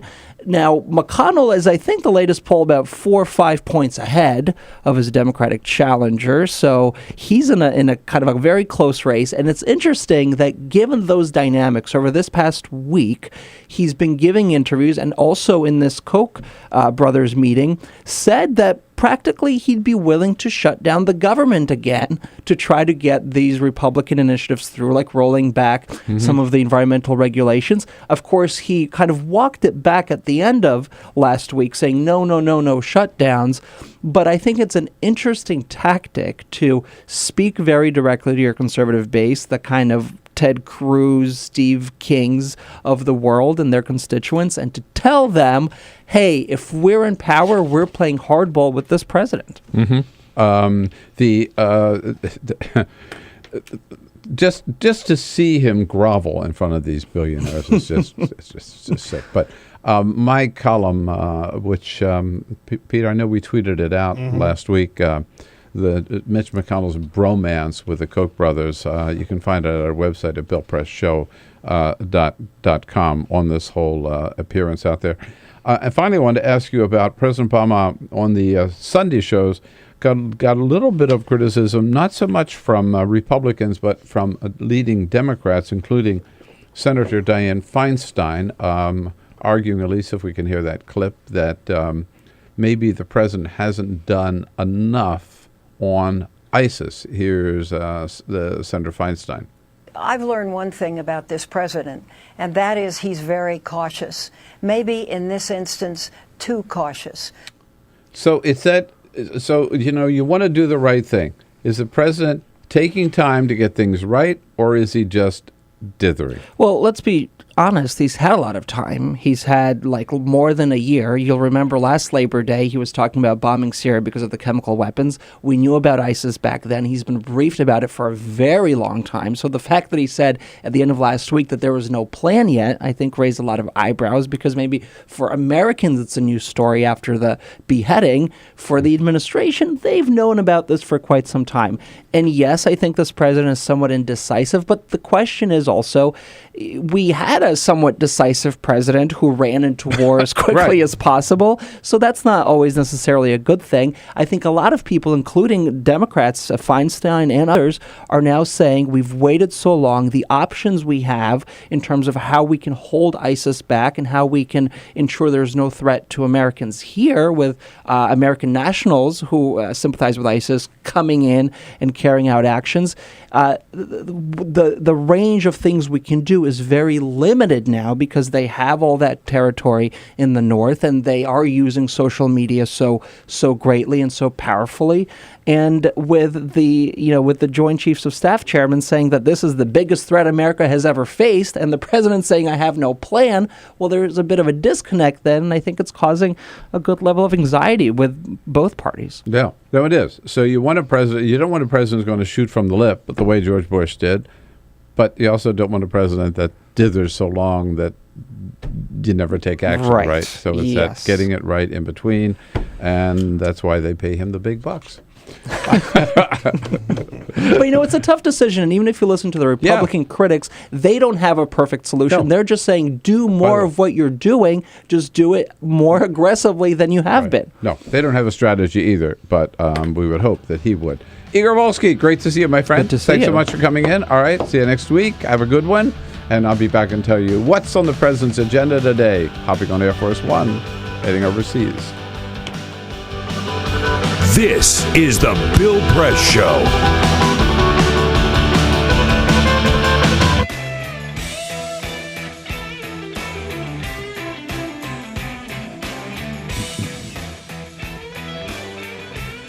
Okay, here we go, just about winding up the second hour and ready to jump into hour number 3. Remember, we lose you on Free Speech TV, so we ask you to invite you to jump over to our video stream, TawkrTV. You get there by going to youtube.com/TawkrTV, no matter where you are on the planet. You can follow us in the third hour, and Jess McIntosh is going to be here from that great organization called Emily's List to bring us up to date on some of the races where very strong Democratic pro-choice women are running for governor and for Senate and for Congress. How are they doing? We'll find out. Hour number 3 on TawkrTV.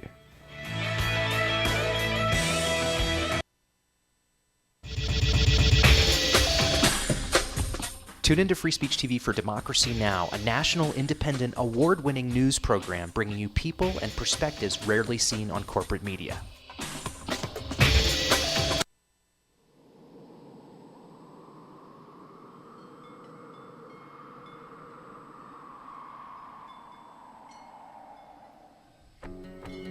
I probably would make a time machine. I would make medicine for the sick. I'd probably invent something new.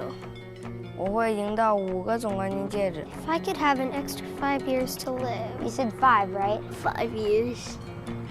It's a long time. I would try to fix everything I did bad. I would bring my uncle back because I miss him very much. I would get more hamsters. I would probably want to go looking for dark matter. I think I'd go looking for aliens. If I could live an extra 5 years. I was thinking about making like a helicopter, like a wooden helicopter, but I don't have any wood. I want to go check out the moon sometime. I'd probably teach my sister not to hate tuna. I would try and invent a machine that lets you run at light speed. If I had 5 more extra years to live,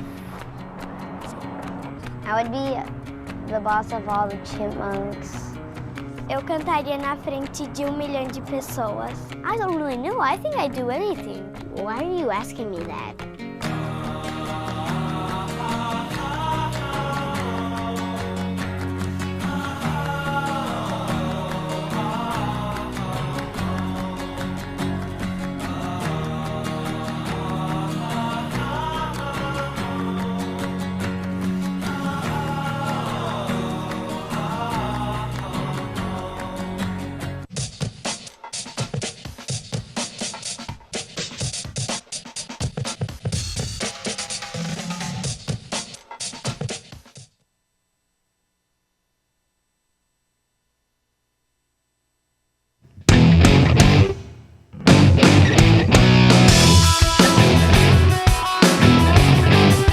This is the Bill Press Show. Okay, in the next hour, Jess McIntosh, Communications Director for Emily's List, on some of the big races with Democratic women candidates this year across the country. President Obama gets the daily briefing today with the Vice President at 11 o'clock, and then at 3:15 this afternoon, he walks out of the White House, hops on Marine One over to Joint Base Andrews Air Force Base, gets on Air Force One for the big flight to Estonia. And we have our briefing today with Vice Josh Earnest at 12:30.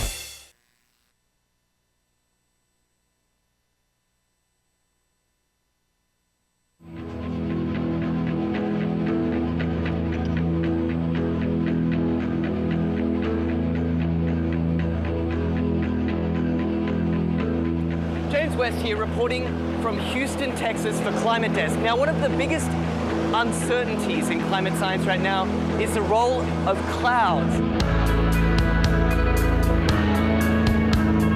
What better way to work that part out than flying right through them? That's what NASA scientists aboard this airplane think. Welcome to NASA's biggest airborne laboratory. You're coming with us today on an 8-hour NASA flight mission. When you read these big IPCC climate assessments, what's the biggest uncertainty? There's two, right? The role of aerosols and clouds. Clouds is probably bigger than aerosols. That is a piece of a puzzle that right now we are missing. You can't get the models right if you don't understand the chemistry and the process. Now we're being told we've got to get on. The doors are about to shut, so let's go aboard.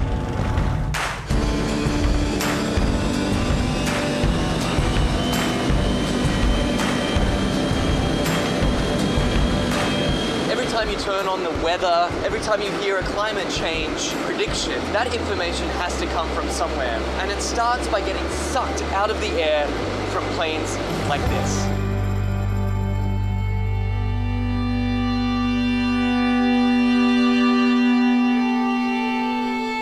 So this mission is to try to understand the emissions from the surface, so mostly biogenic emissions. So from trees and other plants. Right now we're flying to our very first part of this experiment on the DC-8. Over Arkansas, there's a particularly pungent bouquet of emissions that scientists are interested in measuring. Well, these emissions lead to both aerosols and to molecules that both destroy and create ozone. So these are very important things to understand for climate studies. How it will manifest itself. It will be in more accurate and more reliable predictions.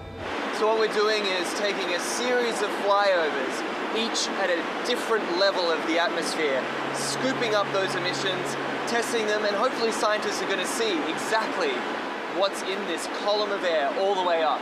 The data that we collect in one flight can keep busy 60 scientists and students for 3 years, 4 years. We're still studying data from data collected 20 years ago. In fact, this particular mission today is its most heavily equipped in its nearly 30 years of service. Each one of these consoles here is a specially equipped scientific instrument designed to collect all sorts of different data in real time. And this instrument here tracks the sun. We're looking at mist chambers. They're used to strip soluble gases. This black line is the CO2. It's about 390 ppm right now. We're putting these filters in the bags that we've got the aerosols that we trapped out of a certain amount of air. And so we're sampling up here about 150 liters a minute. That ultimately flows back into the operational models. It flows back into what goes on TV every day. Anyway, I got to get this sample going. You do it. It's a busy man at work. We can't let him rest. Well, get this. We've just spent 2 hours crisscrossing this one cloud formation. In, back out again, back in again. Then they grow, and we track them as long as we can, and then we let it go. Even one cloud can hold a host of answers to the mysteries of climate change. The patterns of, where the clouds are, what type of clouds we see, what kind of weather systems they're associated with it, that'll all be shifting in a shifting climate, in a world with climate change. Then the big spark is this, is when we actually get the meat on the grill. And then it will be some time to process it.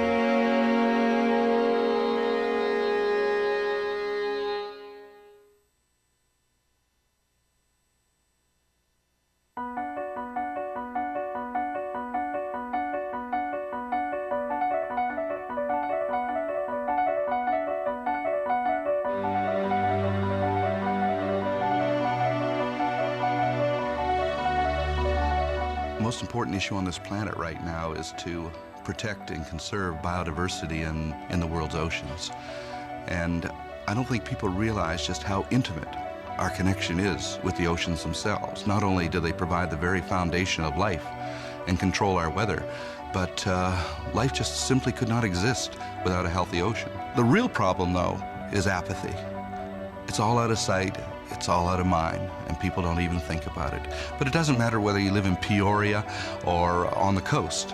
The fact is, whatever happens in the ocean affects all life forms on the planet Earth. If the oceans die, then civilization collapses. We all die. We cannot live on this planet without the oceans. This is, in fact, not the planet Earth. It's the planet ocean, but because we're a land-dwelling species, we refer to it as Earth. But it is the planet ocean, and the oceans are the heart and the foundation of all life on the planet.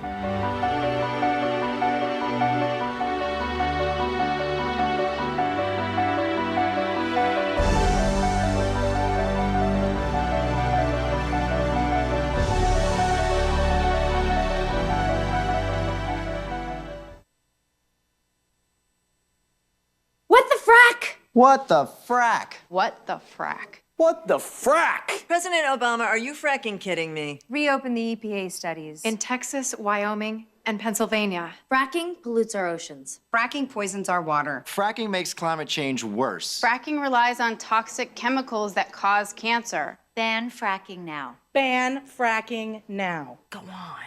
Ban it. Ban fracking now. Please.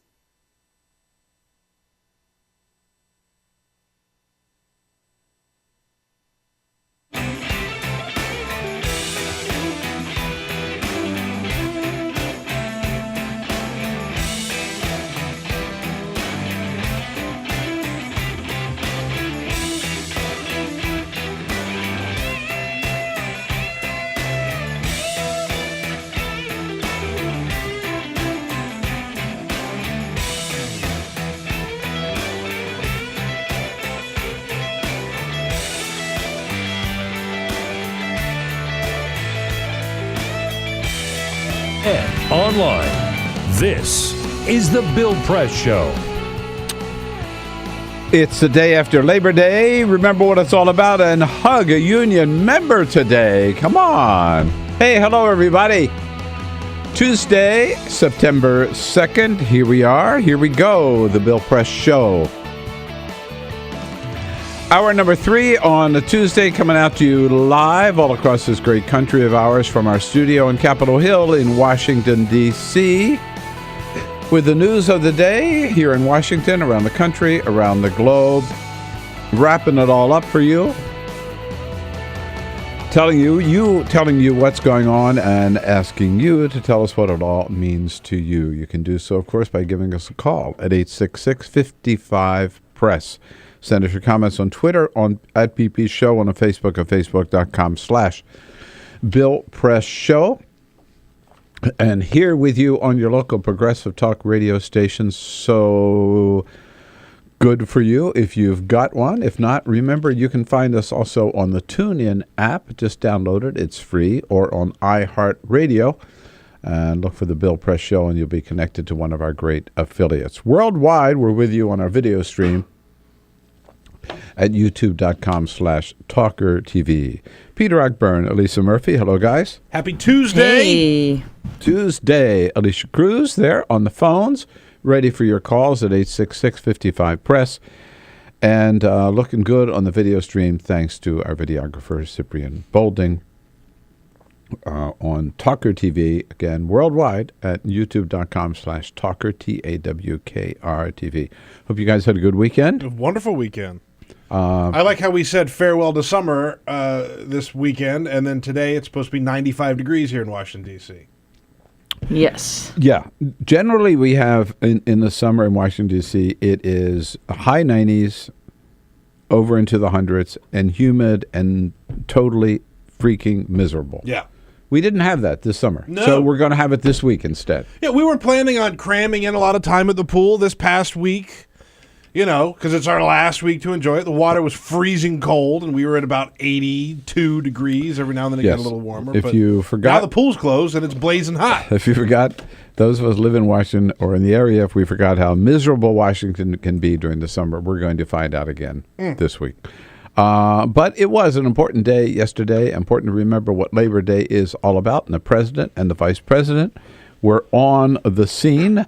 The president flying out to Milwaukee. He took with him some of our good friends, Lily Garcia, and the new president of NEA. Yesterday was their very first day on the job, and she got to ride on Air Force One and to ride in the presidential limousine. Welcome to the job. And she got free M&Ms. And she got free M&Ms. I mean, what's next? I mean, she'll ride in the Pope Mobile next, I guess, right? My first day at this job was a little less exciting.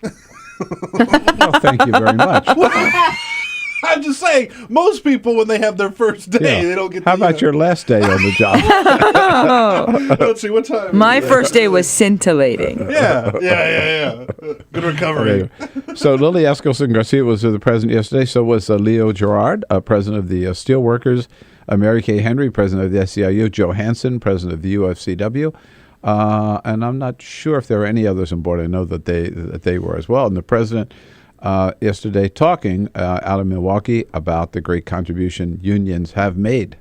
A 40-hour work week, overtime pay, a minimum wage, weekends like this one.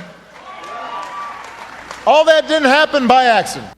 Didn't happen by accident. No, it was done by those brave men and women who organized and fought for those rights. Joe Biden also brought the same message to a group of labor leaders. President Jim Hoffa from the Teamsters was there with him in Detroit. I talk about unions because you're the reason why every other American worker has any of the basic rights they have. It's because of unions. Absolutely right. Labor Day 2014 celebrated in good style yesterday, and hope it was good for you as well. Jess McIntosh.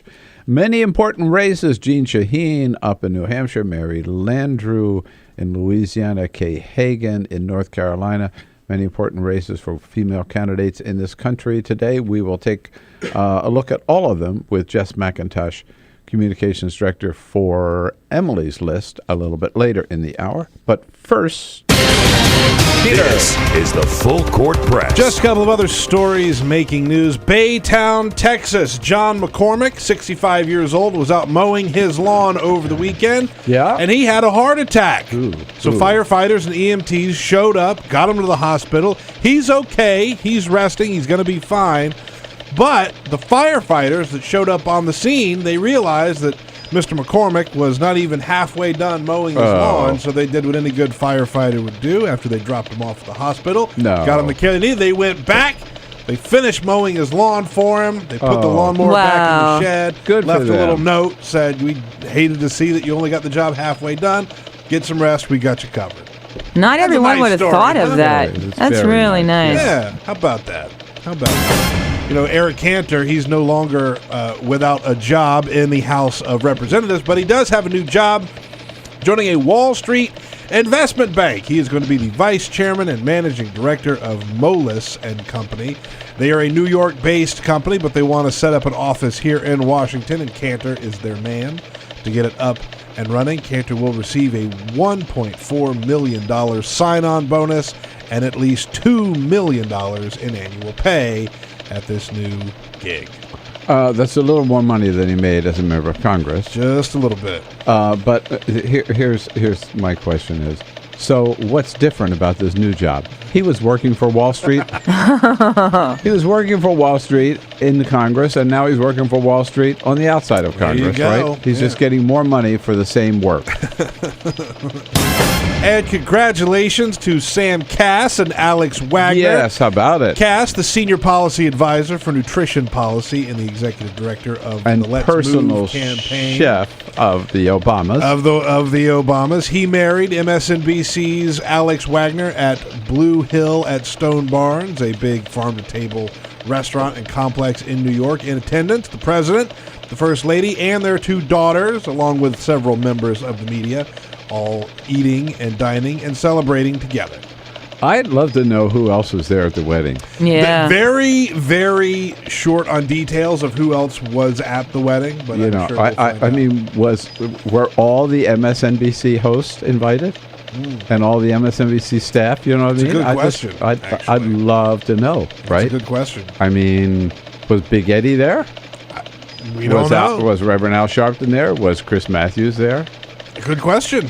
Was Rachel there? I mean, you know, I haven't seen. Have you? No, I haven't seen. I have not When the seen. president shows up, nobody else really makes the list he sort of- press-wise. he sort of takes top billing. But no, I haven't seen who else, so I'll see if there are any lists out there. I haven't seen them yet. Okay. We'll find out. I'm just trying to think how we can find out. Yes, indeed. President Obama, he's heading off to Estonia today, and then he will end up later in the week in Wales for the big NATO summit. And, you know, two big items on the agenda there certainly are going to be the Ukraine, where very troubling. Russia continues to pour material and manpower into eastern Ukraine. They've seized even yet more territory. And Vladimir Putin admitted over the weekend that his real goal is to see a separate state for eastern Ukraine, which kind of sort of would be part of Ukraine, but kind of sort of not. And it would really be under the jurisdiction of Moscow and not under Kiev. That, of course, is the same as invading the country and taking over the country. Don't I remember Saddam Hussein tried to do that in Kuwait, and we actually went to war to prevent that from happening? So you've got still that situation in the Ukraine. And on top of that, the situation with ISIS in Syria and Iraq. As bad as it is, as Igor Volsky mentioned in the last hour, the Secretary of Defense saying that this was the greatest threat from any terrorist organization we have ever seen, and the chairman of the Joint Chiefs last week saying that we could not accomplish our goal of defeating and destroying ISIS unless we bomb targets in Syria as well. So given that, situation, and given the fact that we have already begun the bombing campaign well into it of ISIS targets inside of Iraq, everybody expected the president to step up last week and say, okay, we've been working on this. We know the problem. We know that ISIS is in Iraq, but most of their operations are in Syria. We know that's where they're planning attacks against Americans and maybe even the United States of America. And if we really want to destroy them, we know we're going to have to not just bomb their installations in Iraq, but go into Syria. That's what everybody expected the president to say when he came into the briefing room last Thursday. Instead, the president said, when it comes to ISIS in Syria, we don't have a strategy yet. We're still thinking about it, which stunned everybody in Washington, including, I believe, members of the president's own staff. It certainly stunned some members of Congress, even some leading Democrats in Congress, like Chairman of the Senate Intelligence Committee, Senator Dianne Feinstein. I've learned one thing about this president, and that is he's very cautious. Maybe in this instance, too cautious. Too cautious. That's the question here at the top of this third hour together today. Is the president too cautious on ISIS? Is he taking too much time? Is he hesitant to act? Or is he doing the right thing in making sure he's got all his ducks in a row and he's got all the facts before he makes a decision to expand the bombing campaign? By the way, which we've already started, right? I mean, we've crossed that threshold. We debated a few weeks ago about whether we wanted to see airstrikes against ISIS targets in Iraq. That's happening. That's going on. Is the president taking too long to do what he's got to do, which is extend that bombing campaign into Syria? 866-55-PRESS. So, again, too cautious or not acting strong enough?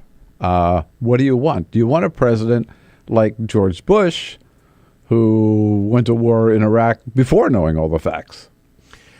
Or do you want a president like Ted Cruz? Now, for example, if you want the other extreme from Barack Obama, here's the Ted Cruz. ISIS says they want to go back and reject modernity. Well, I think we should help them. We ought to bomb them back to the Stone Age. Yeah, all right. So clearly, you don't want that. I mean, that's absurd. It's ridiculous. But, I think Obama could step up the decision-making a little bit here. We talked about this a little bit last week when he had this press conference and he admitted that they don't have a plan. Whether or not that's 100% true, people are saying that might have been a head fake or whatever. Look, I wanted to hear him say, we know what the problem is. We're going to go after the problem. They won't be a problem for much longer. Yeah. That's what I want to hear. It doesn't have to be we're going to bomb them back to the Stone Age or some cowboy up nonsense. Just let me know that we're going to be okay and that you know what's happening and you've got it under control. I don't think we got that. I think given what ISIS did to James Foley, given the video of that beheading, which really showed whom we're dealing with here, right? These are people that are impossible to ever compromise or negotiate with. Given that video, the president would have been justified and the American people would have said right on if he said, we've already started taking out their military capacity inside of Iraq. Now we're going to do so in Syria, and the flights are already underway. That's what I expected. So what do you think? President too cautious, or is he playing it just right? 866-55-PRESS. Let's talk about it here on this Tuesday on the Bill Press Show. This is the Bill Press Show.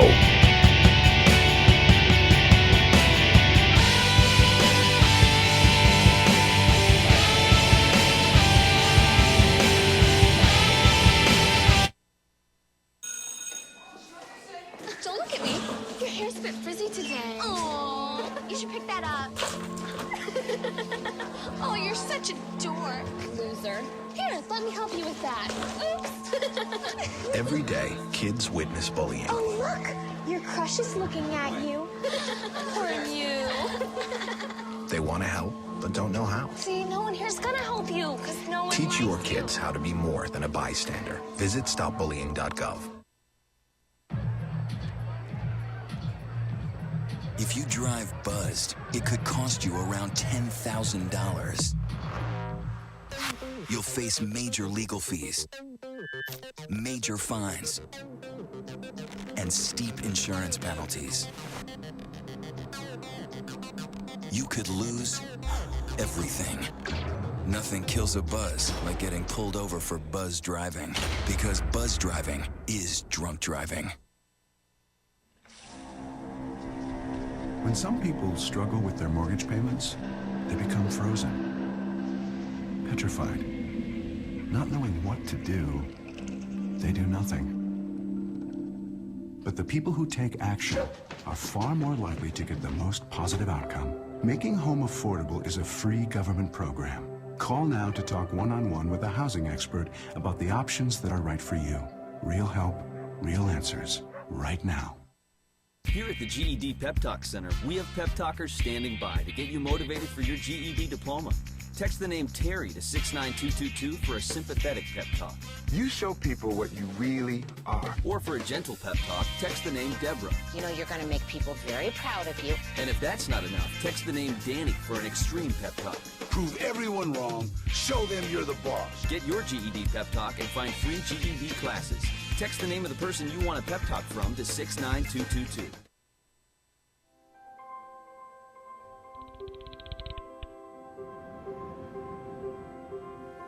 Did you see the world differently?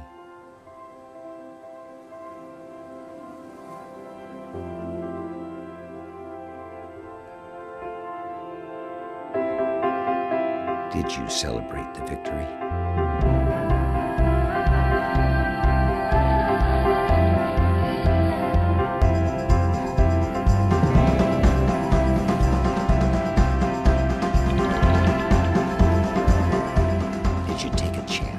So today, I state clearly and with conviction America's commitment to seek the peace and security of a world without nuclear weapons. Did you stand up against our greatest threat?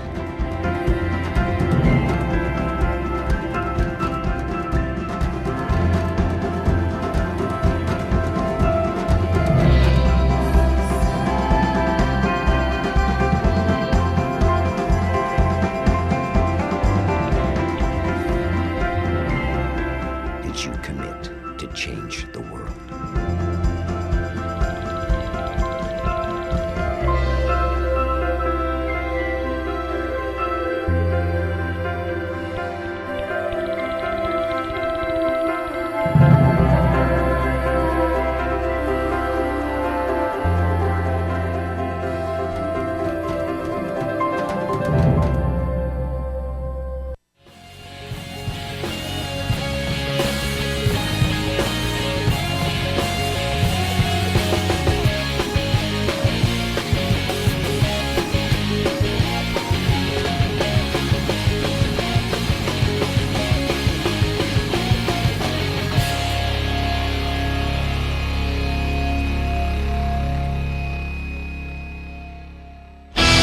Connect with The Bill Press Show on Twitter. Follow us at BP Show and tweet using the hashtag WatchingBP. This is The Bill Press Show. All right, 25 minutes after the hour. By the way, big doings here on the media front today. ABC News getting a new anchor tonight with David Muir stepping up to the plate, getting a lot of attention. He is the youngest network news anchor ever at the ripe old age of 40. Brian Williams is 55. Scott Pelley's 57. I forget how old Diane Sawyer was, but at any rate, big gamble on the part of Muir's a great reporter and a great anchor, but gamble on the part of ABC is hoping that they can thereby attract a younger audience. We'll be watching. I gave up on ABC with Diane Sawyer. You going to check it out? Yeah. No, I like David New York. Yeah. Check it out. And President Obama getting a lot of criticism on conduct of his foreign policy comments over the weekend, not just from Republicans, but from Democrats, that the president is a little slow to step up to the plate when it comes to ISIS if the threat is as serious as he says it is. Why hasn't he already taken some action? If it's true, as Secretary of Defense Chuck Hagel said, that ISIS is the most serious threat we've ever faced, is there really any question that we should follow up on our military strikes already underway in Iraq and follow up and extend those strikes into Syria? 866-55-PRESS, the toll-free number. Peter? Just a quick comment on Twitter where Paula weighs in, says, it's not about the rhetoric, quote, the end result is what's important. Ever think our cautious president doesn't want ISIS to know that we've got this? So maybe saying that the president is sort of not letting us in on the whole plan so as to not tip ISIS off. You know, I can see that point, but it troubles me that the president, since we have known about ISIS for a while, it troubles me that the president does not have a strategy to deal with ISIS. What troubles me maybe even more is that the president would go in front of the entire world, as he did on Thursday, and announce to the nation and to the world that we don't have a strategy. Right.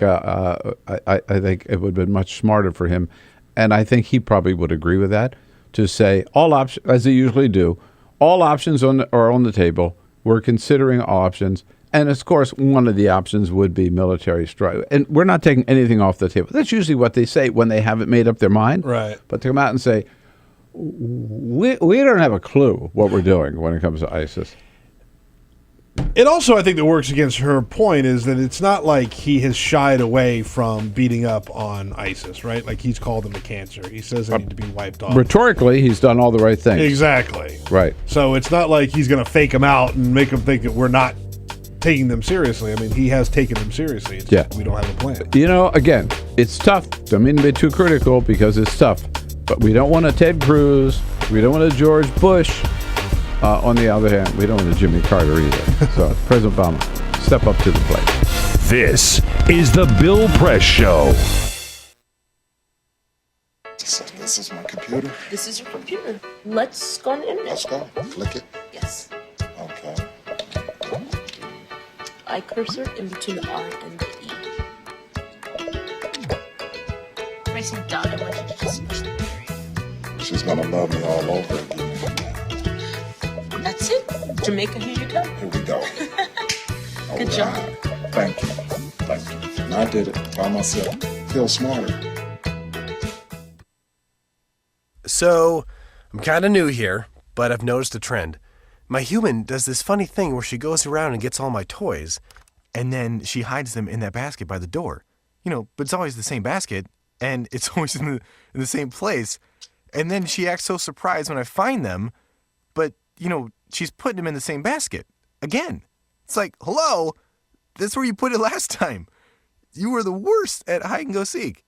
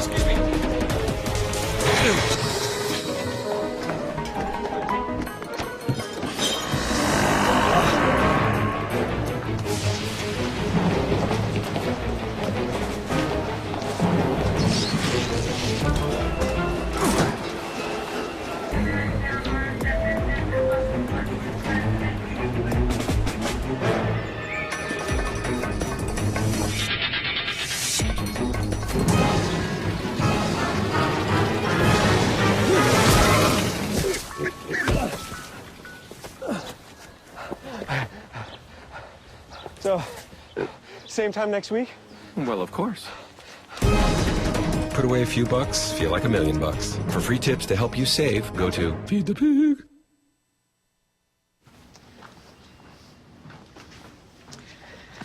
All right.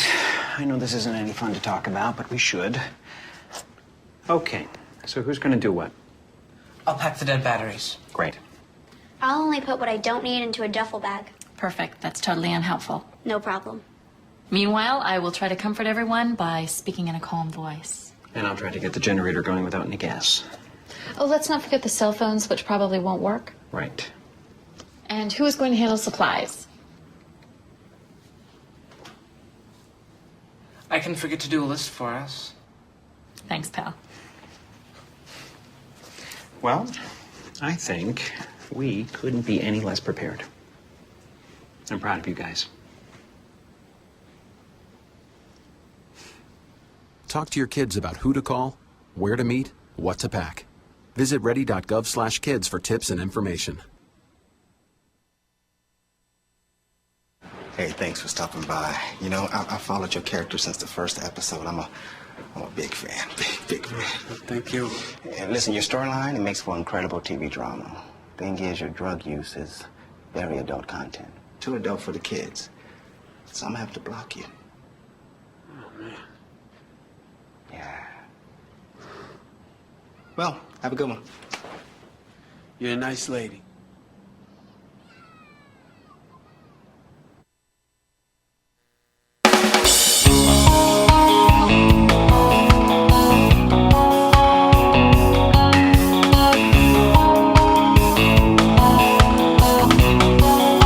Connect with The Bill Press Show on Twitter. Follow us at BP Show and tweet using the hashtag WatchingBP. This is The Bill Press Show. All right, now at 33 minutes after the hour on the day after Labor Day, Tuesday, September 2nd. Out there yesterday with the president on Air Force One. Leo Gerard, president of the United Steelworkers, great sponsor of the Bill Press Show. The United Steelworkers, North America's largest industrial union, representing over 1.2 million active and retired members. You can find out more about their good work at usw.org. And yes, a little earlier in the program, Lily Garcia, the brand new, today, her first day on the job, president of the NEA, also yesterday on Air Force One with the president, and then riding in the president's limousine. Boy, pretty hot stuff. Jess, that's almost as good as being communications director of Emily's List. Jess McIntosh, good friend of the program, doing a great job there, joining us in studio this morning. Hi, Jess. Nice to see you. Be here. So, end of summer, Labor Day's behind us. Now everybody's serious about politics. I know, I'm so excited. Right? The summer is over, all the fun is over. Now it's just politics all the way through. Now we have this is the best. 2 months between now and Election Day, right? So it's time to focus. Yes, everybody focus. And get serious about politics. Yeah. Emily's List, great organization, worked with them for a long, long time, and they support Democratic pro-choice women candidates for House, for Senate, and for governor. Mm-hmm. Right? Yeah, we do down ballot stuff too. Down ballot we stuff help, too. We help elect women to state legislatures. There's some serious fights happening there. And we have, this is a fun 2014 fact, more statewide non-governor's offices. We're talking about like Attorney General, Secretary of State, and those Treasurer. Things, yeah. More of those being with Democratic women running for them than ever before. No kidding. Yeah, so this is good. It's great. We're building the pipeline. Like those are the people who are going to be the governors and senators of the next few cycles. And it is true. And I've heard many senators and members of the House say that they wouldn't be where they are today without the help of Emily's List. So let's talk about the good people, some of the good people you're supporting. For sure. Now, we'll start in the Senate races because That's control of the Senate yes. is the key factor in this presidential or in this midterm election year. Some women senators up defending their seats. New Hampshire, right. Jean Shaheen. Right. I mean, basically, whether How's or it not look? it's closer than I would like it to be. I think that it's really easy. She's up, and she has been consistently up, but it's very close. And I think it's really easy for us to dismiss Scott Brown as just kind of a joke because he just keeps putting his foot in it. He moved in from next door. Mm-hmm. So I think a lot of the Democratic donors across the country, a lot of Democratic activists are more focused on other states, and I would like to warn them that that's not the right thing to do. Scott Brown is so heavily backed by Koch money, by the Rove folks, by all of this outside spending, that Jean really has to work quite hard to match that. I mean, she's going to be outspent, but she's going to spend smarter.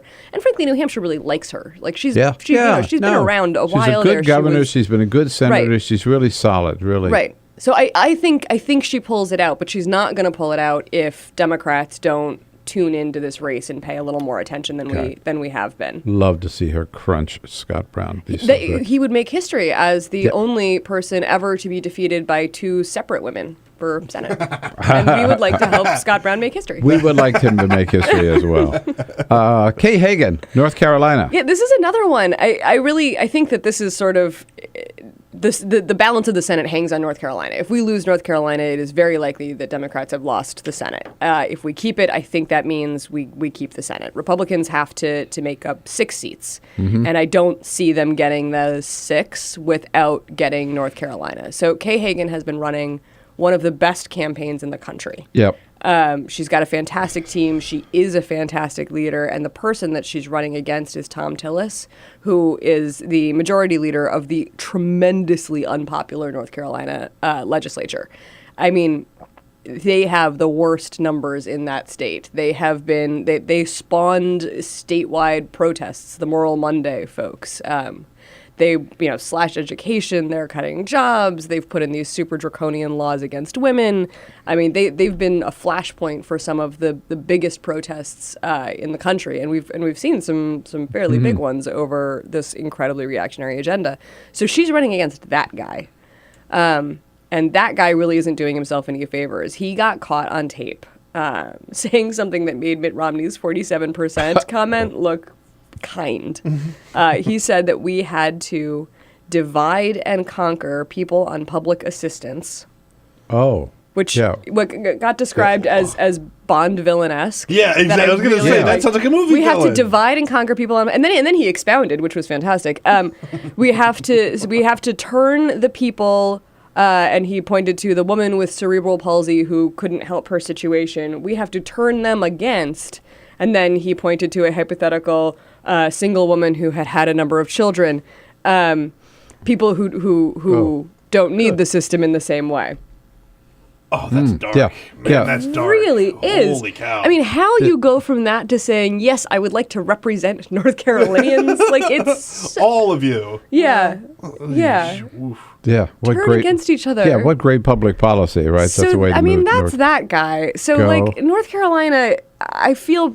So, everybody's talking about, is this like a Republican wave? Is this like 2010? And the polling that we're seeing now is nothing like the polling that we saw at this point in 2010. So I am certainly not trying to suggest that this is not going to be a nail-biter. It is. But we're running really good races with very good candidates. Another race that is close, I know, always is close, is Louisiana. Yep. But again, you've got a phenomenal candidate down there. Yeah, absolutely. I think Louisiana... what they call a legacy candidate. Yes, yes. Well, I love that women are now allowed to be part of legacies. Yeah. We have a few this year, actually, which is kind of fantastic. There are a few states, I think Louisiana, Alaska, Arkansas, states that are seen as red, where the incumbent Democratic senator is up and has been consistently up.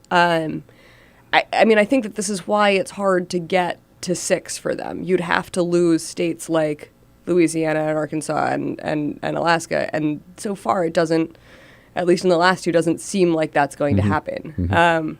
Now, states where we might actually pick up a seat include Georgia. Yeah. Well, this is again, yes. one of your candidates, Michelle Nunn. Really, like the Senate is all about the women this year. Like I'm not even. It's not hyperbole. It's not because it's my job. Like really, you can't do this math without relying on the awesome Democratic women running. So, like I said, Republicans need 6, but we're going to try really hard to make it 8 if we do Georgia and Kentucky. I mean, if we add even one, Georgia or Kentucky, and make the number of seats that they need to pick up 7, that becomes really, really tough without one of these races falling apart in a way that we're not expecting them to right now. So Georgia, Michelle Nunn is kind of a dream candidate, another legacy candidate, if you will. Sam Nunn's daughter. He was a super popular governor not too long ago, still carries quite a bit of weight. Senator, yes. Right. Not too long ago, still, folks still know him, and he's involved in the campaign. So she was CEO for the Points of Light Foundation, like the biggest volunteer organization in the country. Started by? By George H.W. Bush. Right. So she's got really great bipartisan cred, which matters a lot in Georgia, but she's also got that like public sector, private sector, philanthropic sector experience that I think is really compelling for somebody who wants to get into public service. So she's up 7 right now in public polls. Yeah. Whoa. Which is kind of crazy. Great candidate. Georgia, the demographics are changing. Like everybody talks about Texas and how Texas has all these sleeper Democrats that just haven't come out. We're only talking about Texas because Texas matters with electoral points for the presidency. Georgia's actually doing that faster. Like Georgia's really a non-voting purple state. It's not a red state anymore. Mitch McConnell lost his campaign manager over the weekend. Oh, yeah, to a bribery scandal. That's tough, man. Yeah, that's that's got to be bad. And Allison Grimes. Yeah, I mean, she's great. I love her. Yes, she is. I mean, she's just running a really fantastic campaign against. I mean, so the thing about her is that she is so thoroughly Kentucky. Like, if you read her local clips, she knows everybody. She knows all of their issues. She is talking directly to them. And Mitch McConnell is so thoroughly Washington. Right. That, like, in a race where we really shouldn't have a chance because he's the Senate Minority Leader and you don't usually knock them off, especially with the 35-year-old Secretary of State, she's just totally upended what the playbook for this race was supposed to be. And she's the Kentucky candidate while he's the Washington candidate. And, it really is. It's like with Eric Cantor. Nobody thought Eric Cantor was from Virginia. Right. Nobody. Yeah. Especially Virginians. Right. I don't think anybody equates McConnell with for all those people, basically McConnell's base, who hate politics, hate Washington, hate Congress, how can they vote for Mitch McConnell? He is so unpopular. Like, you can't get to his numbers with just Democrats. Right, like Kentucky Republicans do not like him and are tired of voting for him, and they've been voting for him a really long I love time. the fact that Allison Grimes says, "I'm 35. I may only be 35, but that's Mitch McConnell's approval rating." Yes. Before we take a break, because I want to talk about governor's races when we come back, quickly on West Virginia. West Virginia is an Another interesting sleeper, one. right? Yeah. So this is a Democratic seat with a retirement. So it's Natalie Tennant is the Democrat who's Secretary of State. Another really young, dynamic, awesome woman facing off against Shelley Moore Capito, who is of the notorious House Republicans. Right now, Tennant's down in the polls, but West Virginia is one of the least expensive media markets out there, which means for not very much, you can completely swing a race. So West Virginia is really one of those where, like, it starts today. So we're going to see what happens. But we have the perfect candidate.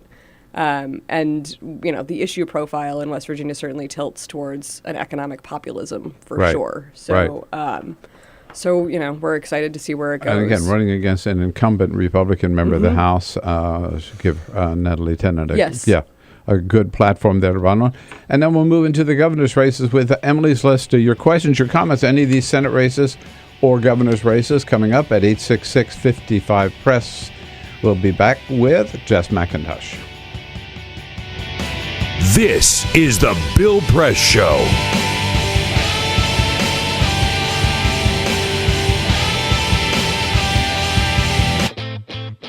What gets you into college? Good SAT scores? High GPA? Lots of extracurriculars? Sure, but what you really need is money. If you don't have the cash, you'll need a loan. And we mean huge student loans because the cost of college has risen 1,000% in the last 30 years. This means big money for the banks that collect fees and interest. Now, millions of young people are starting their adult lives with an average of $29,000 of loans on their backs. Altogether, we're talking $1.2 trillion in student debt. and more people are finding it impossible to pay them back. Welcome to the student debt crisis. The increasing demand for higher education and cuts to state funding gave colleges a huge incentive to keep inflating prices. I graduated about a year ago, currently in $35,000 of debt. I am in debt about like $25,000. I owe $23,000. I owe over $50,000 in student loans. 38.8 million Americans owe money on a student loan. And the biggest names in banking are making huge profits off the booming student loan industry.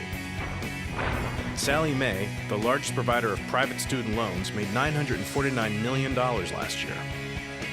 They only give you about 6 months to look for a job. You have to start paying back the loan. It's very pressuring, especially nowadays. It's very hard to find a job. Over half of the students graduating in 2012 could not find a decent paying job. They either had low-wage jobs or unpaid internships or were unemployed altogether. So you can't make the payments. You start incurring late fees, which makes the loan even harder to pay off. And it stays with you for years, even decades. Right now, a third of the people who started repaying their loans are delinquent or in default. That's 13.7 million people, more than the populations of Chicago, New York, and San Francisco combined. Worse, it's not just the borrowers who are in trouble. Many loans require co-signers. So if the student is unable to pay, that co-signer, a father, a mother, or a grandparent, is now on the hook. Even a grandparent's Social Security benefits can be garnished to pay the loan. We should have an answer to this. If you get really behind in your car payment or your credit cards, you can file for bankruptcy.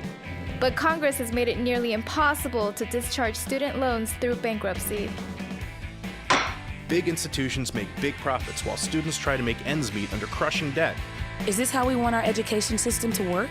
The whole point of going to college is to get the career you want, but lately that's been discouraged because no one can afford school. You get a job just to pay off your student loans. We need higher education, not higher debt. Sign up to end the student debt crisis at higherednotdebt.org.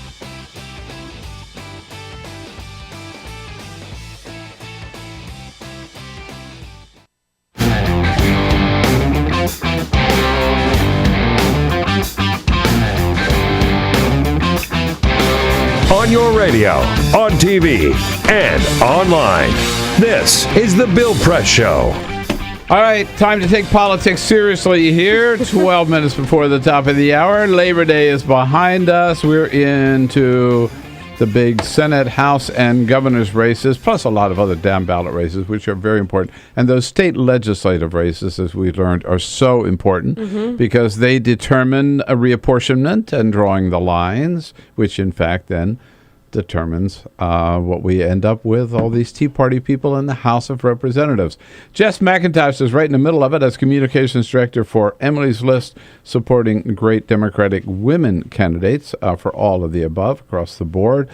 I think the governor's race that I am most excited about is Wisconsin. Yeah, that's a really, really Come fun on, one. Scott Walker, enough.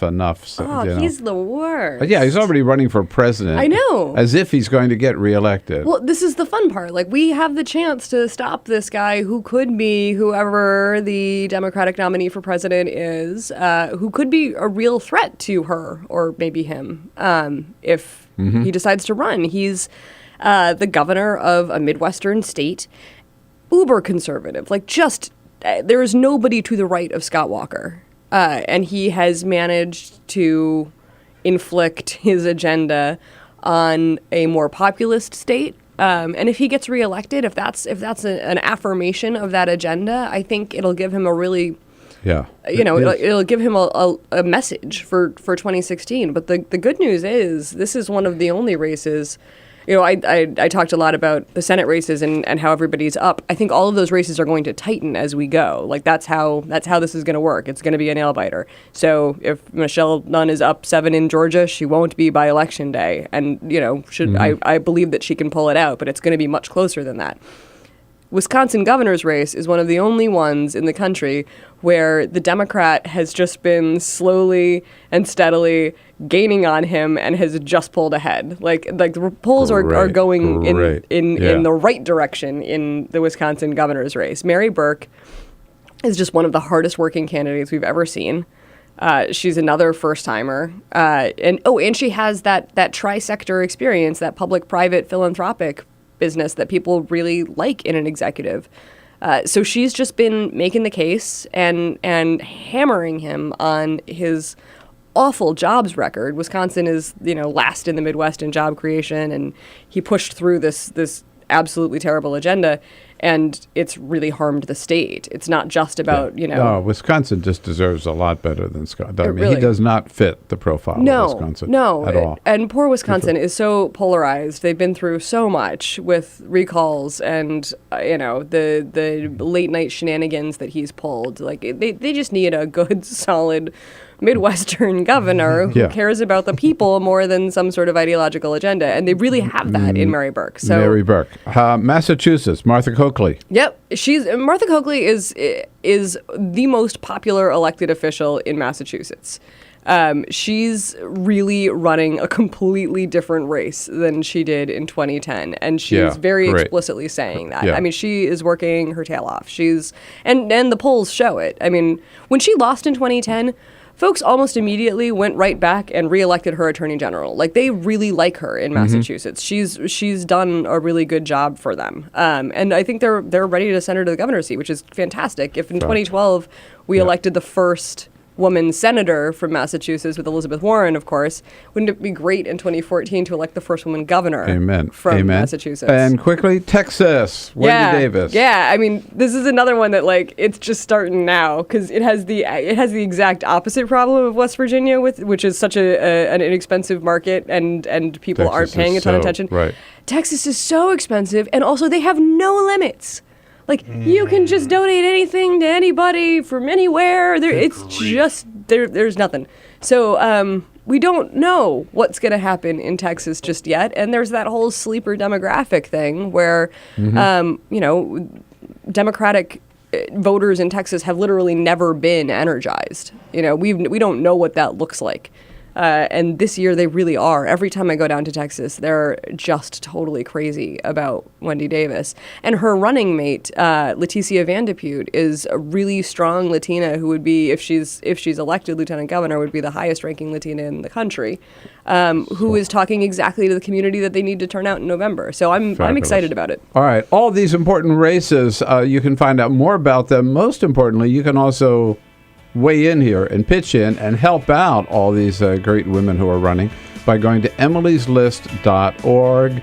Jess McIntosh, great job getting the word out there. You're going to have a fun time for the next couple of months, so come in again soon and bring us up to date. I will, thanks. And I'll be back with today's parting shot. This is the Bill Press Show. It is possible to read the history of this country as one long struggle to extend the liberties established in our Constitution to everyone in America. In other words, who, according to our laws and culture, gets to be considered a person? The law creates legal personhood, and movements create law and change culture. So, how have the courts passed laws to shape our culture? That history goes way back before Citizens United. 1819, Dartmouth College versus Woodward, Supreme Court case, turned a corporate charter from a government-granted charter to a contract. This ruling gave corporations standing within the Constitution. 1886, Santa Clara County versus Southern Pacific Railroad. Though the court did not rule on corporate personhood, the decision was subsequently cited as a precedent to hold that a private corporation is entitled to the same 14th Amendment rights of due process and equal protection as human beings. This makes it impossible for us to make laws that treat local businesses any differently than giant multinational corporations, even if their business practices are deemed to be harmful to workers, the environment and communities, or if they have a history of violating the law. Hale versus Henkel, 1906. The court granted corporations the Fourth Amendment search and seizure protection. Dodge versus Ford Motor Company, 1919. The Michigan Supreme Court says The business corporation is organized and carried on primarily for the profit of the stockholders. Stockholder primacy is established. The purpose of the corporation, according to the court, is no longer to serve the public good, as it had been. It is now to maximize profit for shareholders above all else. Pennsylvania Coal Company versus Mahon, 1922. Corporations get the Fifth Amendment takings clause, meaning if you pass a regulation that impacts a corporation's ability to make a profit, that is deemed a taking, and they can sue for the right to future profits lost. This creates a chilling effect, and local and state governments become much more hesitant to pass laws in the public interest for fear that corporations can claim loss of potential profits that cities and states will be on the hook to pay. Buckley versus Vallejo, 1976. The Supreme Court rules that spending money to influence elections is protected under the First Amendment, in effect saying that money is speech. Citizens United versus Federal Election Commission, 2010. Today, the Supreme Court of Chief Justice John Roberts declared that because of the alchemy of its 19th century predecessors in deciding that corporations had all the rights of people, any restrictions on how these corporate beings spend their money on political advertising are unconstitutional. The court's ruling threatens to undermine the integrity of elected institutions across the nation. It's a rejection of the common sense of the American people.